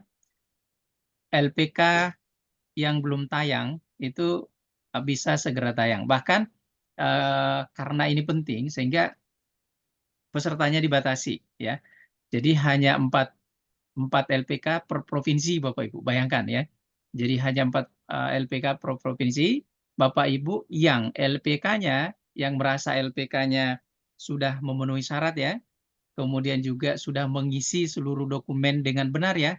Jadi mengisi seluruh dokumen dengan benar seperti yang diminta di kelembagaan, itu bisa melapor ke Ketua DPD Forlat Vokasi masing-masing untuk bisa direkomendasikan ikut kegiatan tersebut. Bapak Ibu sekalian, pada kegiatan tersebut, itu karena nanti pematerinya langsung dari admin kelembagaan Bapak Ibu ya, nanti sistemnya adalah LPK tersebut, misalkan ya Bapak Ibu ya, misalnya LPK apa nih? LPK-Sophia ya .com misalkan belum tayang misal. Kita minta izin ke narsumnya mengajukan diri. LPK Sophia boleh dicek ya, boleh dicek, langsung dicek ya. Pada saat itu juga dicek. Ditelusur mulai dari dokumen 1 sampai terakhir. Begitu dinyatakan lengkap, maka pada saat itu juga Bapak Ibu di-approve dan langsung tayang, gitu ya. Jadi di-approve dan langsung tayang di kelembagaan. Nah, ini kegiatan yang akan kita terus lakukan secara bertahap, baik di tingkat DPP maupun di tingkat DPD. Ini banyak sekali yang menanyakan di chat ya. Khusus yang Ibu yang memiliki 2 VIN, supaya nanti kami tanyakan juga ke Kemnaker ya, di direktoratnya, mohon dikirimkan nama LPK dan juga VIN-nya, nomor VIN-nya, Bu ya. Jadi dikirimkan nama LPK dan juga nomor VIN-nya untuk kami bantu cross check. Lalu terkait yang terbanyak kedua adalah perizinan berbasis OSS RBA. Ini juga yang menjadi fokus kami Bapak Ibu. Jadi secara berkala kami akan mengadakan seperti ini ya, kegiatan pendampingan seperti ini. Bagi Bapak Ibu yang belum mengetahui cara mengurus OSS RBA ini, perizinan standarnya, itu juga akan kami lakukan Bapak Ibu. Semuanya, semua informasi akan melalui DPD for Advokasi Bapak Ibu ya. Sekali lagi hanya melalui DPD for Advokasi. Jadi peserta yang ikut itu hanya anggota-anggota dari for Advokasi Bapak Ibu ya. Hanya anggota-anggota dari for Advokasi. Termasuk yang mengajukan 10 ya. Saat ini 10 kuota akreditasi yang diberikan kepada for Advokasi itu akan kami cross check ke DPD apakah betul lembaga-lembaga yang telah mengisi formulir tersebut benar-benar pertama memenuhi syarat ya, yang kedua mau mengajukan akreditasi, yang ketiga siap, tetapi yang paling utama adalah benar-benar anggota for Advokasi Bapak Ibu ya, sudah mengisi di websitenya. Mungkin di sini nanti Pak Wasekjen juga bisa membantu teman-teman kita yang belum mendaftar di website for Advokasi, itu bisa di-share linknya nanti di akhir kegiatan Bapak Ibu ya. Setelah sesi tanya jawab juga, nanti ada juga link untuk sertifikatnya. Baik Bapak Ibu sekalian, selanjutnya kita akan menyaksikan bagaimana pengisian SPA 2.0 di laman pendaftaran akreditasi. Kalau di badan akreditasi namanya Sispena 3.1 pengisian PPA namanya ya. Nah ini dia. Untuk itu kita langsung saja dengarkan kelanjutannya dari Ibu narasumber, Ibu Dr. Mesraweti LMM, MKOM. Silakan Bu Ketum. Baik, terima kasih Sekjen, Bapak Ibu. Kita lanjut ya. Kita lanjut seperti apa SPA 02 itu. Bukan SPA yang di salon ya Bapak Ibu ya. Pertama sekali Bapak Ibu daftar di Siap Kerja. Ya, Siap Kerja, Bapak Ibu bayangkan ya, pertama daftar di Siap Kerja. Nah, sekarang status dari Bapak Ibu semua, dari teman-teman LPK yang ada di sini, apakah LPK-nya sudah masuk di Siap Kerja? Boleh Bapak Ibu bersuara, sudah masuk belum? Belum, Bu. Belum ya? Oh, Belum, banyak yang belum ya Bapak Ibu ya? Banyak ya? Iya banyak Bu. Belum, Bu. Nah, untuk Siap Kerja ini, sebenarnya Siap Kerja ini Pak, kelembagaan kemenaker.go.id. Sekarang pintu awalnya namanya Siap Kerja. Kalau dulu kelembagaan kemenaker.go.id. Kalau di sini sudah? Sudah, Bu. Nah, berarti sudah ya. Jadi Dari Siap pendaftaran akun sudah juga. halaman depan yang sekarang dimodif oleh Kemenaker karena sekarang Kemenaker itu menggunakan satu data. Jadi semua sistem atau aplikasi yang ada di bawah Kementerian Tenaga Kerja semuanya itu menjadi satu pintu di bawah Siap Kerja, termasuk teman-teman instruktur, kemudian juga teman-teman LSP ya, asesor juga masuk ke sini karena LSP itu berada di binaan Kemenaker. Jadi ini di bawah Siap Kerja. Nah, kalau dulu kita biasanya langsung ke kelembagaan.kemenaker.go.id ini saja. Juga para asesor, kemudian juga LA semuanya terdaftar melalui ini Siap Kerja.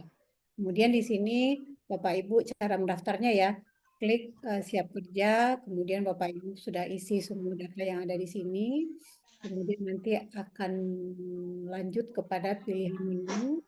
Kalau Bapak Ibu adalah sebagai LPK, Bapak Ibu nanti memilih ini. Kemudian setelah itu Bapak Ibu pilih pendaftaran LPK, gitu ya. Nah, yang di saat pendaftaran sudah selesai, kemudian Bapak Ibu mengisi pengisian data di sini, Bapak Ibu. mengisi data yang ada yang diminta oleh kelembagaan. Datanya seperti apa? Yang pertama adalah mengisi profilnya lembaga yang ada. Bayang ya Bapak Ibu ya, profil-profil yang kita isi di kelembagaan. Kemudian mengisi juga di situ instruktur dan pegawai yang ada. Nah, namun untuk instruktur ini Bapak Ibu harus mengisi Intala. Nah, nanti dari Intala baru nanti akan dikirim kepada kelembagaan. Nah, di sini yang tadi kami sampaikan di awal, Bapak Ibu harus paham peralatan yang Bapak gunakan untuk program yang Bapak Ibu lakukan itu adalah peralatan yang sesuai dengan kebutuhan pelatihannya, termasuk juga dengan peralatan untuk sarana prasarana yang lain. Tapi untuk yang pelatihannya harus sama ya Bapak Ibu ya, harus sama. Untuk bangunannya apakah itu ada ya di situ ada luasnya berapa, ruang kelasnya berapa, Bapak Ibu isi, kemudian inilah Bapak Ibu yang akan dilakukan akreditasi nantinya oleh LA. Nah, kalau Bapak Ibu sudah melakukan tahap 1 sampai 2, itu nanti barulah terbit PIN Bapak Ibu. PIN ini untuk apa? PIN ini hanya untuk verifikasi identifikasi number. Hanya untuk memverifikasi kalau LPK Bapak Ibu ini mempunyai kode nanti kodenya berapa gitu kan. Jadi itu adalah pengenal dari Bapak Ibu sudah melaksanakan pengisian dari poin 1 sampai poin 2. Namun walaupun Bapak Ibu sudah punya PIN, Bapak Ibu belum berhak untuk mengajukan akreditasi. Kenapa? Karena harus dicek dulu, dilakukan kurasi dan verifikasi dulu oleh tim Kementerian Tenaga Kerja. Jika Bapak Ibu mengisi 1 dengan 2 dengan baik, valid ya, VATM kalau di asesmen seperti itu, valid, benar-benar memadai, terkini, asli, punya Bapak sendiri, tidak punya orang lain yang diambil, terus programnya benar-benar program yang Bapak Ibu buat gitu, tentu nanti verifikasi yang dilakukan oleh Kementerian Tenaga Kerja itu akan berhasil dibuktikan dengan adanya conteng di sini Bapak Ibu. Ya, ada conteng di sini. Nah, kalau sudah terverifikasi seperti ini, Bapak Ibu artinya sudah berhak untuk melakukan pengajuan di SPA 2. Nah, setelah itu Bapak Ibu, setelah Bapak Ibu mendapatkan tanda seperti ini di web kelembagaannya, mungkin Bapak Ibu sudah berhak untuk melakukan pengajuan akreditasi. Nah, ini adalah SPA 2 di sini. Bapak Ibu melakukan pendaftaran di sini, kemudian mengikuti tahap-tahap yang ada di SPA 2, kemudian dari LA, kemudian melakukan proses terlebih dahulu. Setelah ini lengkap semua, LA melakukan proses, apakah LPK Bapak Ibu ini akan diakreditasi oleh KA atau melalui APBN yang melalui provinsi masing-masing, ataukah akan melalui KA atau pusat, LA ya, LA atau pusat. Ini akan dilakukan pemrosesan penafsiran ya oleh LA. Nah, setelah ditunjuk baru nanti asesor yang ditunjuk oleh LA baru nanti melakukan verifikasi terhadap dokumen Bapak Ibu yang sudah Bapak Ibu isi di sini. Yang sudah Bapak isi di sini. Nah, di sini asesor melakukan verifikasi dan SPA 2 yang sudah Bapak Ibu isi itu nanti akan dicek satu persatu oleh asesor. Jika ada temuan yang belum sesuai atau ada perbaikan nanti di sistem nanti juga akan ada notifnya. Jadi Bapak Ibu tidak perlu pusing kayak dulu lagi. Kalau dulu kita bertanya ya melalui telepon biasanya. Nah, sebelum turun ke lapangan asesor memverifikasi dulu data-data by sistem Bapak Ibu. Sehingga nanti di sistem itu akan terlihat dan Bapak Ibu juga nanti akan bisa memperbaikinya. Kemudian setelah selesai verifikasi sistem oleh asesor secara sistem, kemudian baru asesor melakukan verifikasi lapangan seperti biasanya. Ya, Bapak Ibu. Buat apa verifikasi lapangan ini dilakukan? Ini adalah hanya untuk membuktikan. Kalau tadi di sistem hanya sistem, kalau di lapangan ini adalah untuk membuktikan, memotret apakah benar apa yang Bapak Ibu isi di sistem ini sesuai dengan yang ada di lapangan. Nah, di sini dari hasil verifikasi ini barulah nanti asesor melaporkan, kemudian dilakukan pleno oleh melaporkan ke KA, kemudian KA provinsi ya jika itu asesor yang bertugas itu bukan dari pusat berarti melalui KA, kemudian kalau misalkan LA nanti melalui LA. Namun hasil akhir ini semuanya tergantung di pusat Bapak Ibu. Jadi menyampaikan ke pusat kalau sudah Bagus. Iki apa toh? mengusulkan perakreditasi. KA hanya baru mengusulkan. Yang memutuskan apakah itu benar layak dan benar-benar terverifikasi, tersertifikasi itu adalah di LA Bapak Ibu. Nah, jika di rapat pleno usulan dari KA itu sudah disetujui, Bapak Ibu baru berhak untuk mendapatkan sertifikat akreditasi. Nah, ini adalah journey Bapak Ibu, journey yang dilakukan oleh yang Bapak Ibu lakukan bagaimana memantau akreditasi yang Bapak Ibu submit di SPA 2 sampai nanti Bapak Ibu muncul ke sertifikat ini. Jadi tidak lagi seperti tadi yang siapa tadi yang di awal tadi menyampaikan Bu Heni ya.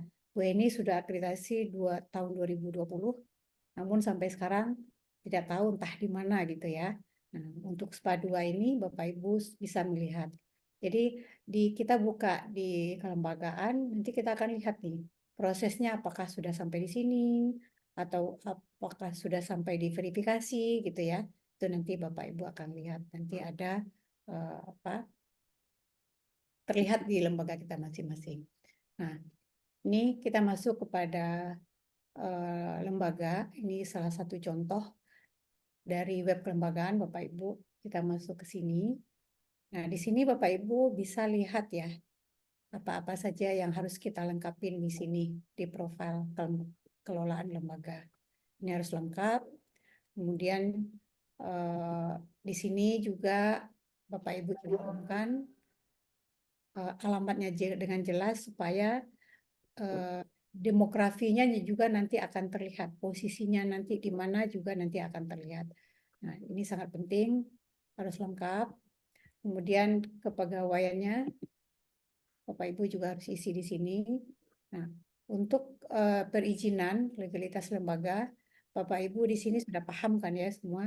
Silakan Bapak Ibu update ya.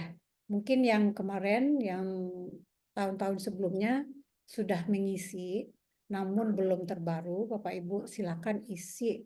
Dan di sini karena kita menerima hanya satu file gitu, Bapak Ibu nanti bisa digabung PDF gitu ya. Jika Bapak Ibu sekarang sedang melakukan perizinan OSS, Bapak Ibu lampirkan di situ, kemudian izin yang lama juga Bapak Ibu lampirkan, dan di situ gabung dengan bukti Bapak Ibu sedang melakukan perizinan OSS ya, sehingga karena belum dapat sertifikat standar. Kalau Bapak Ibu sudah punya sertifikat standar, udah semua lampirkan sertifikat OSS-nya di sini. Jadi bagi yang belum, itu bisa dilampirkan sebagai bukti kalau memang lagi dilakukan proses gitu. Kemudian MPWP, dan ini contoh Bapak Ibu izin yang lama ya yang dikeluarkan oleh dinas. Nah, ini contoh yang sudah menggunakan sertifikat standar, Bapak Ibu bisa lihat di sini. Ini adalah NIB-nya ya. Ini NIB-nya. Kita lihat di sini. Nah, di sini belum ada sertifikat standar. Coba kita lihat. Di sini sertifikat standarnya sudah ada. Biasanya di sini ini ada apa namanya? Kalau tadi seperti yang disampaikan oleh Pak Rizal tadi ya, kalau ada beberapa program, ada lembaran lagi Bapak Ibu di bawah program-program yang muncul itu biasanya ada tampilannya. Kayaknya ini nggak ditampilkan di sini ya, tapi sertifikat standarnya sudah ada. Nah inilah sekarang Bapak Ibu yang diwajibkan oleh Kementerian Tenaga Kerja bagi teman-teman yang akan mau mengajukan sertifikasi di tahun 2024.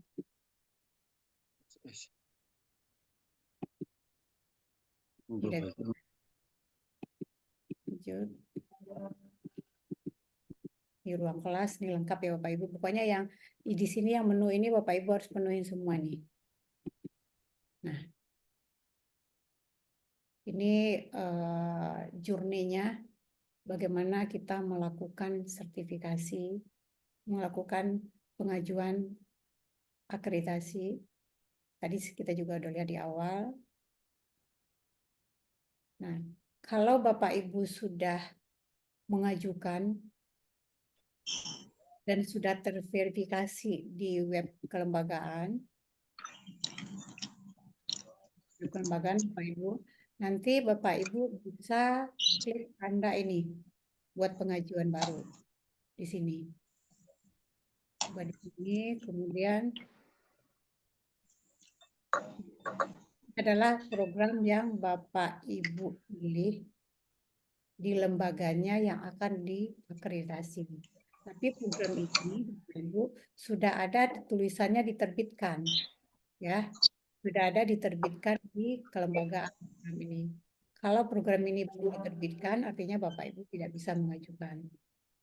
Lihat programnya apakah sudah diterbitkan apa belum. Nah, ini Bapak Ibu, kita lihat dari web kelembagaan ini programnya sudah diterbitkan. Kalau dulu kelas 1 itu semuanya berbasis dokumen ya, dokumennya kopi semua. Bapak Ibu hanya mengajukan di SPA 1. Kemudian yang terjadi prosesnya adalah proses kopi ya. Selama ini Bapak Ibu ngopi, kemudian di print, kemudian nanti baru dikirim itu. Namun kalau sekarang semua itu sudah ada di sistem. Ini kita bisa lihat bersama ada tahap-tahap yang di Bapak Ibu lihat di sini. Tahap-tahapnya ada semua sampai nanti baikannya ada, kemudian direkomendasi apa tidak, kemudian menunggu verifikasi. Ini tahap-tahap yang Bapak Ibu akan bisa. Nah inilah ada dua ya, transformasi antara aplikasi SPA 1. Nanti Ini Bapak Ibu. Seperti ini. Di saat asesor siapa nanti yang ditunjuk oleh KA ataupun LA, nanti Bapak Ibu akan tahu asesornya. Jadi Bapak Ibu akan melihat siapa asesor yang memeriksa dokumen Bapak Ibu, akan terlihat di sini. Kalau di kelas 1 tidak terlihat ya Bapak Ibu ya, kalau di sini terlihat. Jadi sangat transparan sekali, dan juga apa yang Bapak Ibu kirim itu benar-benar valid, dan jika suatu saat dibutuhkan, misalkan Bapak Ibu mau banding dan lain-lain, itu bisa untuk dilihat historinya terlihat. Bapak Ibu, ini dari dalam saat pengajuan akreditasi tadi Bapak Ibu, yang Bapak Ibu lakukan kalau sudah berada di lembaganya ya, di sini bisa mengupload F01. Nah di sini ada upload, Bapak Ibu klik upload, nanti F01-nya nanti akan terupload.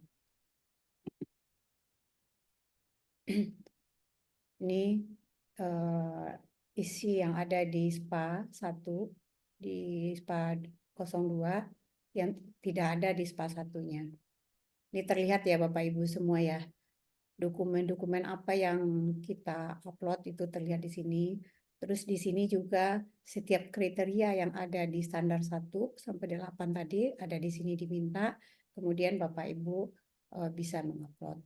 Namun untuk sekarang untuk memudahkan Bapak Ibu tidak perlu juga Bapak Ibu itu mengupload satu-satu, nanti bisa Bapak Ibu buat di kertas, kemudian bikin di Google Form. Nanti Google Form itu nanti yang Bapak Ibu unggah. Itu juga bisa seperti itu.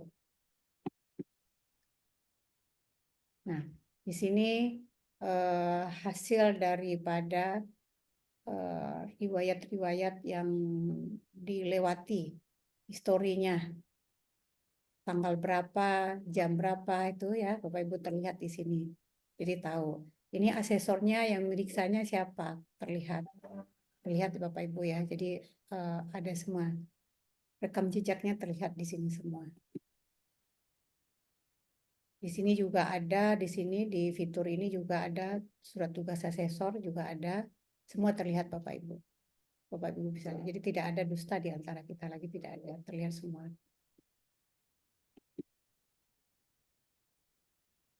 Iya Bapak Ibu ya. Ini adalah journey langkah-langkah yang tadi yang kita lihat dari awal sampai akhir. Ada 8 tahap Bapak Ibu. Ini akan terlihat nih nanti di aplikasinya, di kelembagaan kemenaker.go.id nanti akan terlihat pendaftarannya, apakah posisinya sekarang berada di mana, ini akan terlihat Bapak Ibu. Nanti di saat pleno pun Bapak Ibu terlihat, jadi akan bisa memantau posisi daripada program kita sekarang ini sampai di mana prosesnya.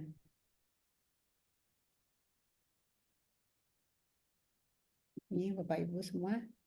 Nah, ini kalau misalkan ada perbaikan, juga ada perbaikan di sini Bapak Ibu bisa lihat ya. Kalau ada perbaikan, ajukan perbaikan di sini juga ada, catatannya juga ada. Jadi kita berbicara sekarang tidak lagi dengan orang per orang, persen per persen, tetapi antara sistem. Walaupun di akhirnya tetap dilakukan verifikasi lapangan. Ini Bapak Ibu bisa lihat berapa kali terjadi revisi yang dilakukan. Ini adalah sebagai bukti notifikasinya kalau sudah ada perbaikan 1 kali. Nah, lembaga pelatihan sudah melakukan perbaikan sebanyak 1 kali revisi.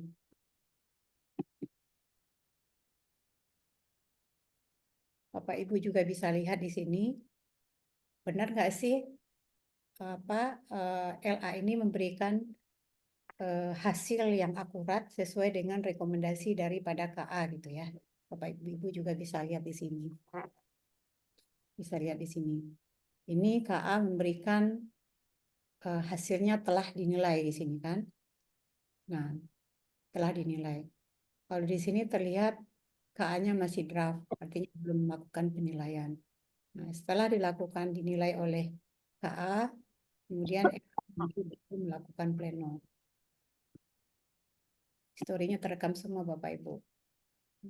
Di sini setelah diterbitkan, kalau memang itu terakreditasi dari hasil pleno yang diusulkan oleh KA, kemudian sertifikatnya Bapak Ibu tinggal klik keluar sertifikat daripada lembaga Bapak Ibu.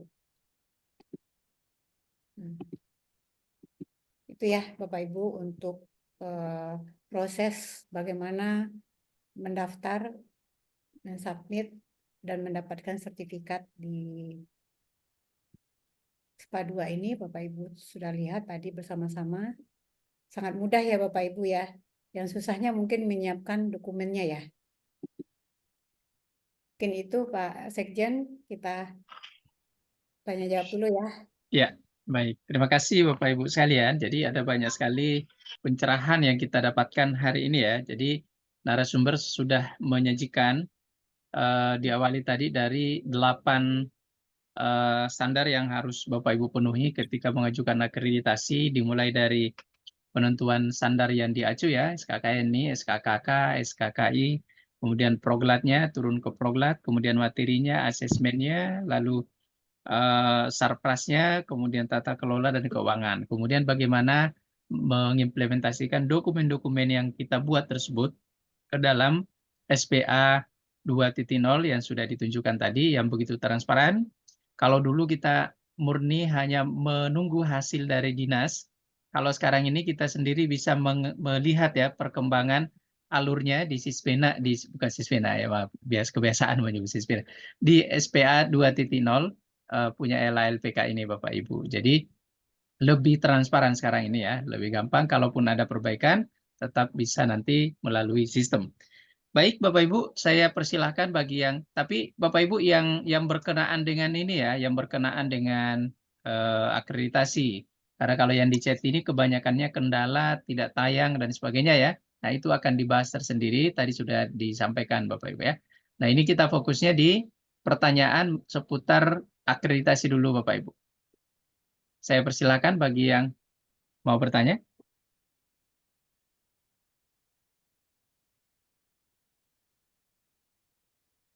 Atau apakah sudah dianggap jelas?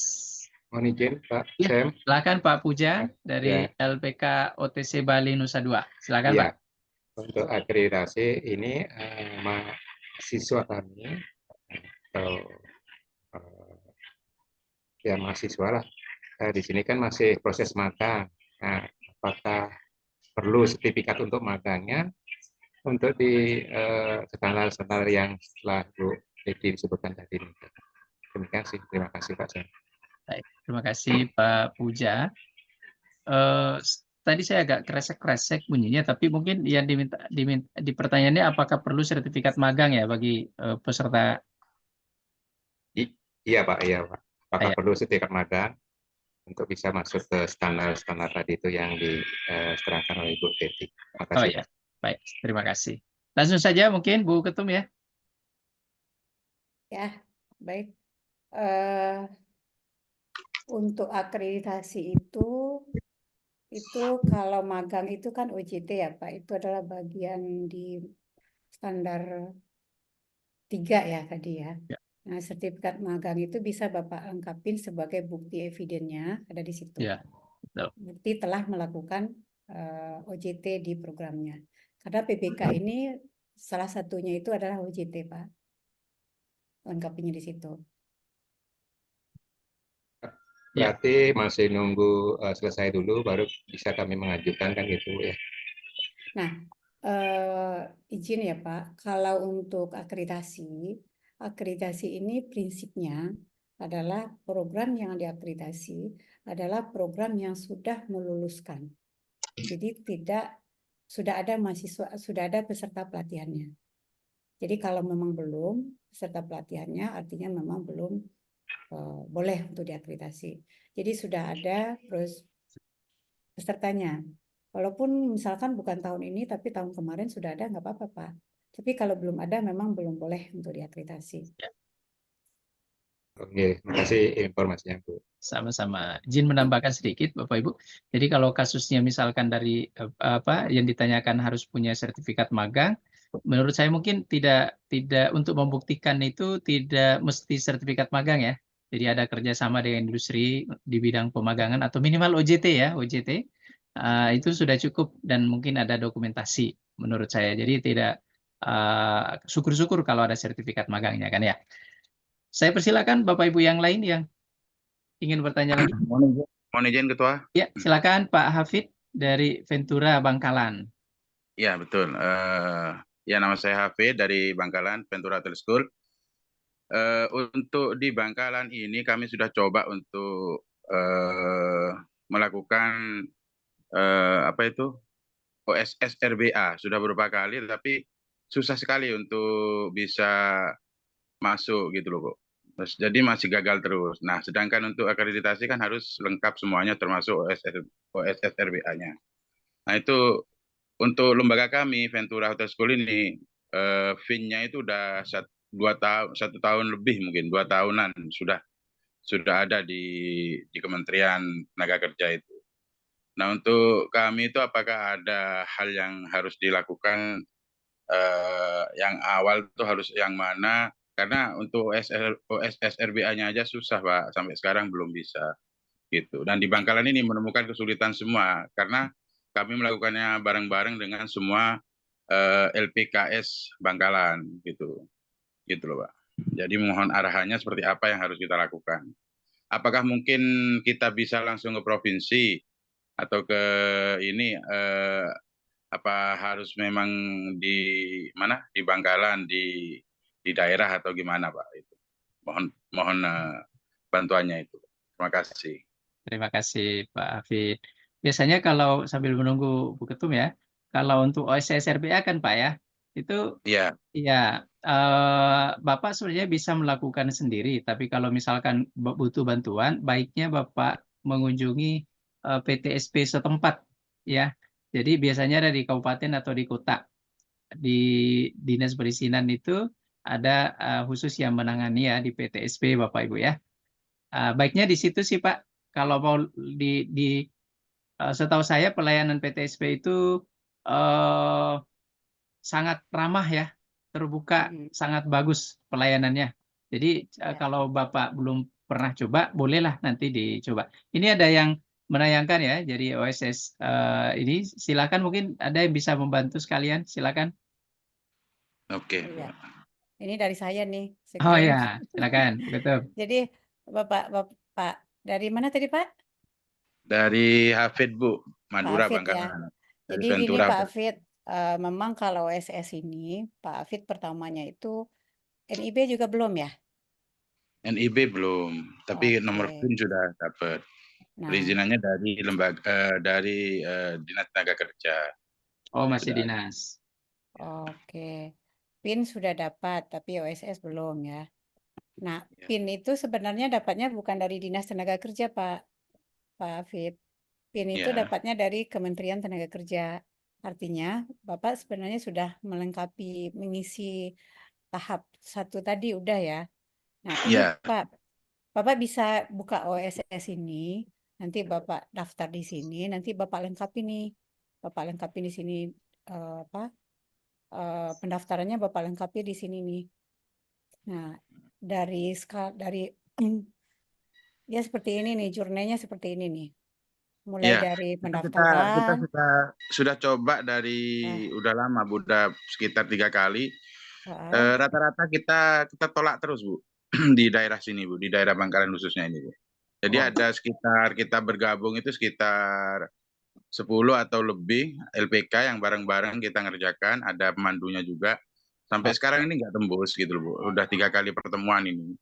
Gitu maksudnya. Biar lebih jelas Ya. Pak Hafid, berarti mungkin rekomendasi dari Dinas Tenaga Kerjanya yang bermasalah ya? Iya. Ya, betul. Jadi Ya. untuk ininya, untuk apa? Pengesahannya dari sana Bu, yang dari tenaga kerja daerah ini Bu. Ya. Kayaknya agak susah gitu Bu. Iya. Tapi biasanya kalau NIB itu Sekjen dengan sistem keluar dulu ya NIB-nya kan. Nanti Kalau pas NIB iya. sertifikat standar. Betul, Nah, betul. yang ini nih Pak Hafid, kalau untuk yang pertama ini nih kita pakai sistem bisa nih. Bisa, Ini. bisa. Nah, dari bermula di sinilah nanti baru Bapak ke sini. Baru nanti izin keluar gitu. Nah, Betul. minimal Bapak harus bisa ke sini dulu. Nggak pergi ke dinas itu pun juga nggak apa nih. Bapak buka yang tadi itu ya, yang saya liatin pertama tadi ya. Iya, betul. Bapak ke sini dulu. Bapak ke sini dulu. Kemudian Bapak daftar tuh. Kebetulan saya di sini udah daftar ya, yang dipakai itu udah daftar. Nah, Bapak masuk di situ. Kalau udah Bapak isi data-datanya semua, nanti masuk ke sini, NIB ini akan muncul dengan sendirinya. Ini baru nomor induk berusaha, nomor doang, Iya. sekedar nomor. Ya. Gitu. Nah, kalau udah ke sini tuh baru tuh nanti akan membutuhkan banyak persyaratannya memang. Jadi seperti yang disarankan Sekjen, kalau memang nggak bisa Pak, ada dipandu juga kok di sana ya. Mereka baik-baik semua kok. Bisa dipandu Siap. di itunya, di Terima kasih banyak. satu atapnya. Iya, iya.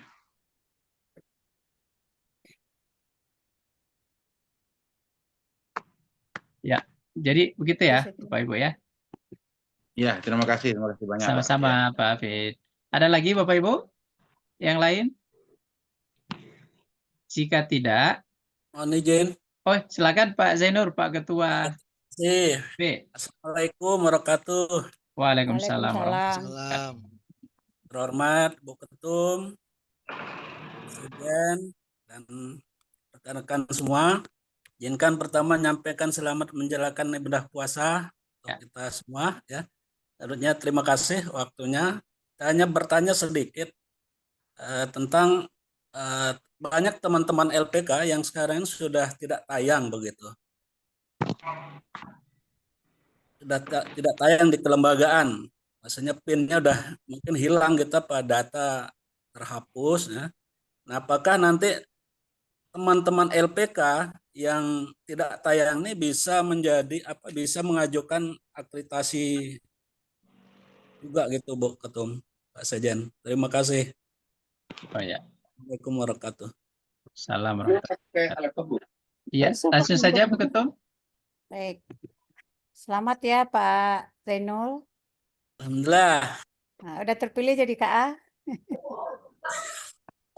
Alhamdulillah udah dan sudah direkomendasi Bu. Alhamdulillah. Mudah-mudahan ini awal kita baik untuk Horlat. Insyaallah. Ya, insyaallah ya. Amin. Oke Pak Ketua, Pak anggota KA NTB nih, selamat Pak Sekjen. Udah banyak nih anggota-anggota kita yang dari LA yang jadi KA, termasuk Pak Dani. Terus ada beberapa ya. Nah, untuk pertanyaan Pak Zainul, memang kita itu harus terdaftar dulu. Jadi di slide saya tadi terlihat di situ adanya harus terverifikasi dulu. Kalau belum terverifikasi itu belum boleh. Nah, bagaimana untuk bisa terverifikasi? Harus lengkapin tahap-tahap yang tadi saya sampaikan Pak Zainul. Jadi isi program yang diajukan. Jadi benang merahnya sebenarnya gini, harus lengkap dengan profilnya harus ada. Profil itu harus link dengan program yang dibuat. Jadi kalau Pak Zainur bikin programnya misalkan menjahit, tetapi di situ tidak di kelembagaan tidak diisi mesin jahit, tapi yang diisi misalkan komputer gitu kan, itu tidak mencerminkan adanya link and match dengan pelatihan. Kemudian kalau instrukturnya tidak ada, itu juga nggak bisa juga gitu. Nah, jadi benar-benar di profilnya itu di kelembagaan.go.id itu, kelembagaannya itu benar-benar jalan gitu, benar-benar terpenuhi semuanya di situ. Itu Pak Jenul. Memang nggak bisa. Nah, untuk teman-teman kita yang di Forlat, Pak Jenur silakan kumpulkan. Nanti kita arahin ya Sekjen ya, kita akan ada lagi pertemuan khusus untuk cara pengisian. Nanti kita praktek gitu ya di apa? Kita simulasilah praktek langsung nanti di Zoom, dikumpulkan saja ya. Siap, betul. Ya. Jadi memang yang muncul kan di NTB ini ada beberapa LPK menjadi sasaran akreditasi. Ya. Ternyata ada yang lapor ke saya, Bu Ketum, ini kenapa saya tidak muncul gitu di kelembagaan. Nah, kemarin memang coba komunikasi sama Bu Jesse, orang di Senatif, untuk bagaimana bisa muncul kembali tayang gitu kelembagaan. Cuman belum dijawab. Iya. Iya. Pertama mungkin itu apa?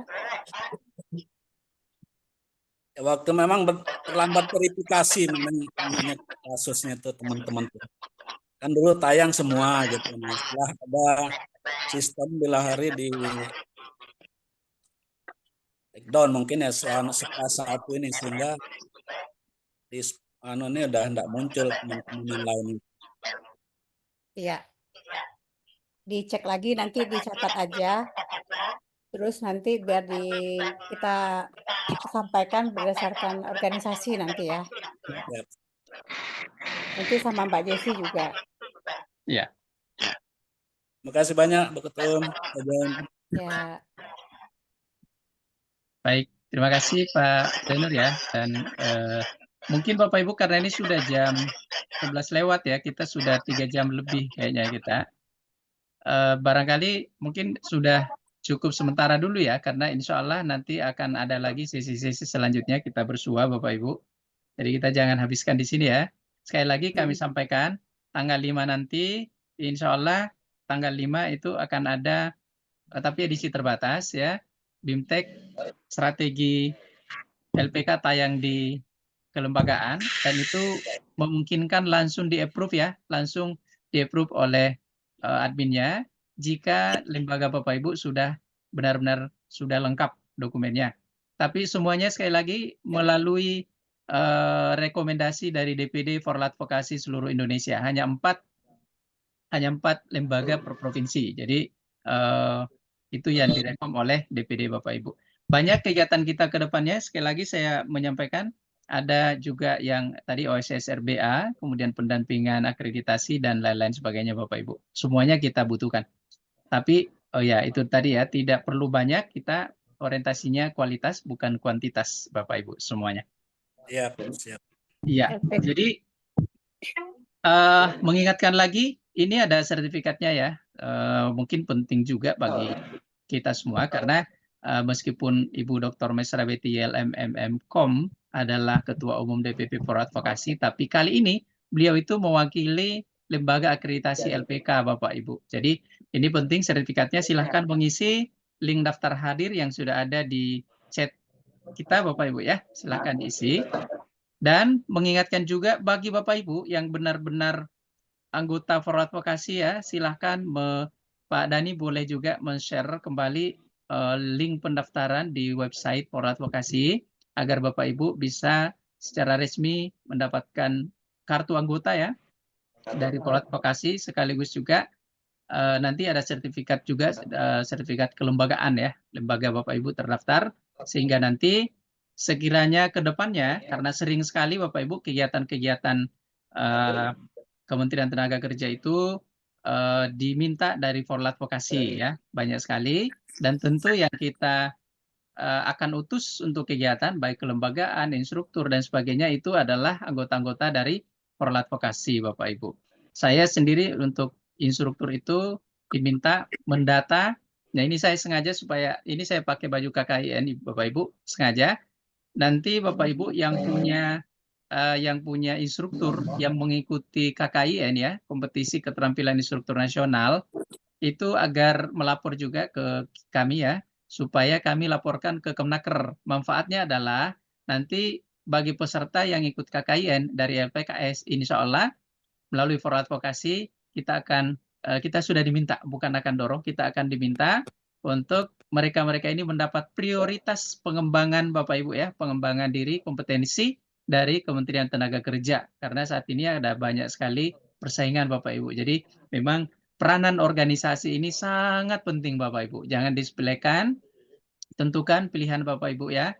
Saat ini ada 5 organisasi, Bapak Ibu hanya boleh di satu organisasi saja ya. Saya ulangi, ada for Advokasi, ada HILSI, ada AP2TKI, ada HP3KI, ada HP3 Fiki. Bapak Ibu silakan tentukan di mana keberadaannya, jangan abu-abu Bapak Ibu ya.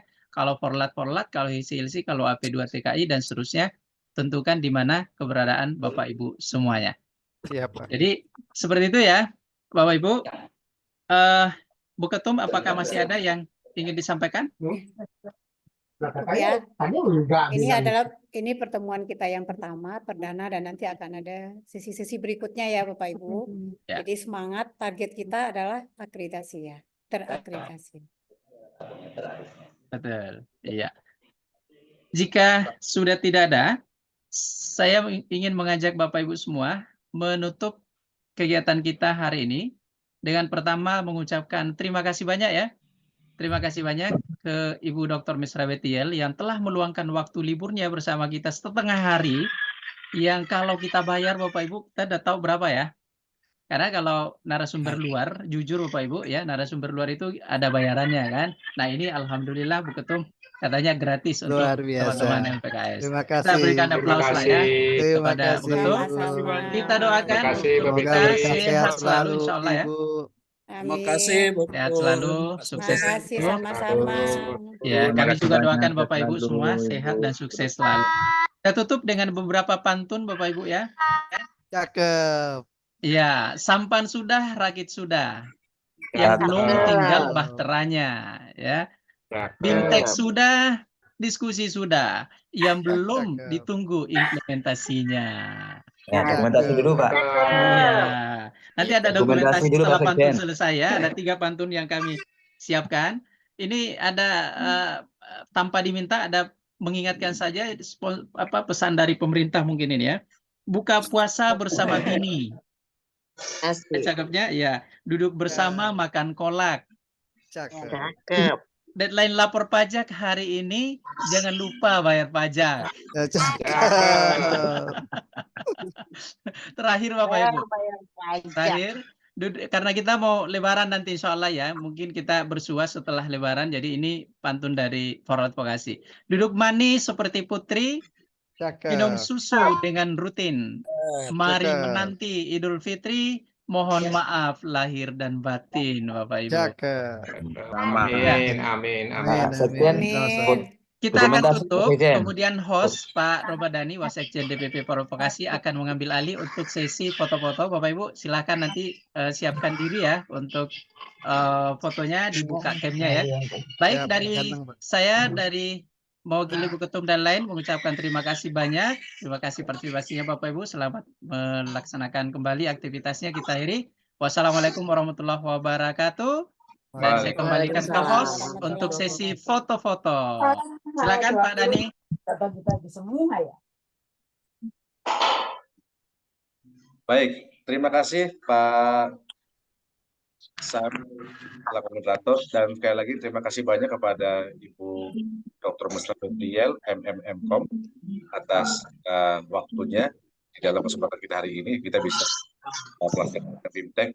Ibu silakan nanti Bapak dan Ibu the series-nya ya, karena ini cukup keren dari kegiatan advokasi ya untuk kami bersama Bapak Ibu semuanya. Sebelum kita foto-foto, izinkan saya laporan terlebih dahulu Ibu. Yang pertama adalah jumlah peserta yang daftar di dalam program Kominfo 84 peserta. Hanya untuk yang hadir hari ini 61 peserta. Ini nanti ke depan lebih baik lagi. Baik Bapak Ibu, sebelum kita tutup ya, mohon Bapak Ibu silakan dinyalakan kameranya, kita foto bersama dulu. Oke, saya ambil dulu ya dari kamera saya pertama di 1, 2, 3. Sebentar, tahan Bapak dan Ibu. Agak tahan ya, mau ditahan. Saya share Bapak Ibu sebentar. Izin Pak Dani, satu layar 3 foto ya. Foto ya, biasa, foto kompeten sekarang sudah boleh, dan ekspresi bebas ya. Oke. Bentar. Mau tunggu yang lama sekali nih Bapak Ibu. Sabar ya. Oke. Baik. Layar yang kedua sekarang. 1, 2, 3. Kamu gendong adik Alisa nggak Kak? Oke. Kamu kuat gendong adik Alisa Kak? Kuat, adik Alisa. 1, 2, 3. Balik layar satu lagi Pak, kompeten. Siap, bentar Pak. Oke. Silakan Bapak Ibu sekarang bergayanya gaya kompeten. Teh Ayi mana tadi ada? Teh Ayi Linda. Teh Ayi, apa kabar Teh Ayi? Baik. Alhamdulillah baik Bu Ketum. 1, 2. Mana Ramadannya? Alhamdulillah baik, lancar. Ramadannya lancar. Itu cabi jadi cabi Ramadan ya. Iya dong, Masya Allah. Kebanyakan ngajar itu. Ya selalu Bu Ketum. Sehat. Oke, layar 2 kompeten. 1, 2, 3. Sebentar, tahan.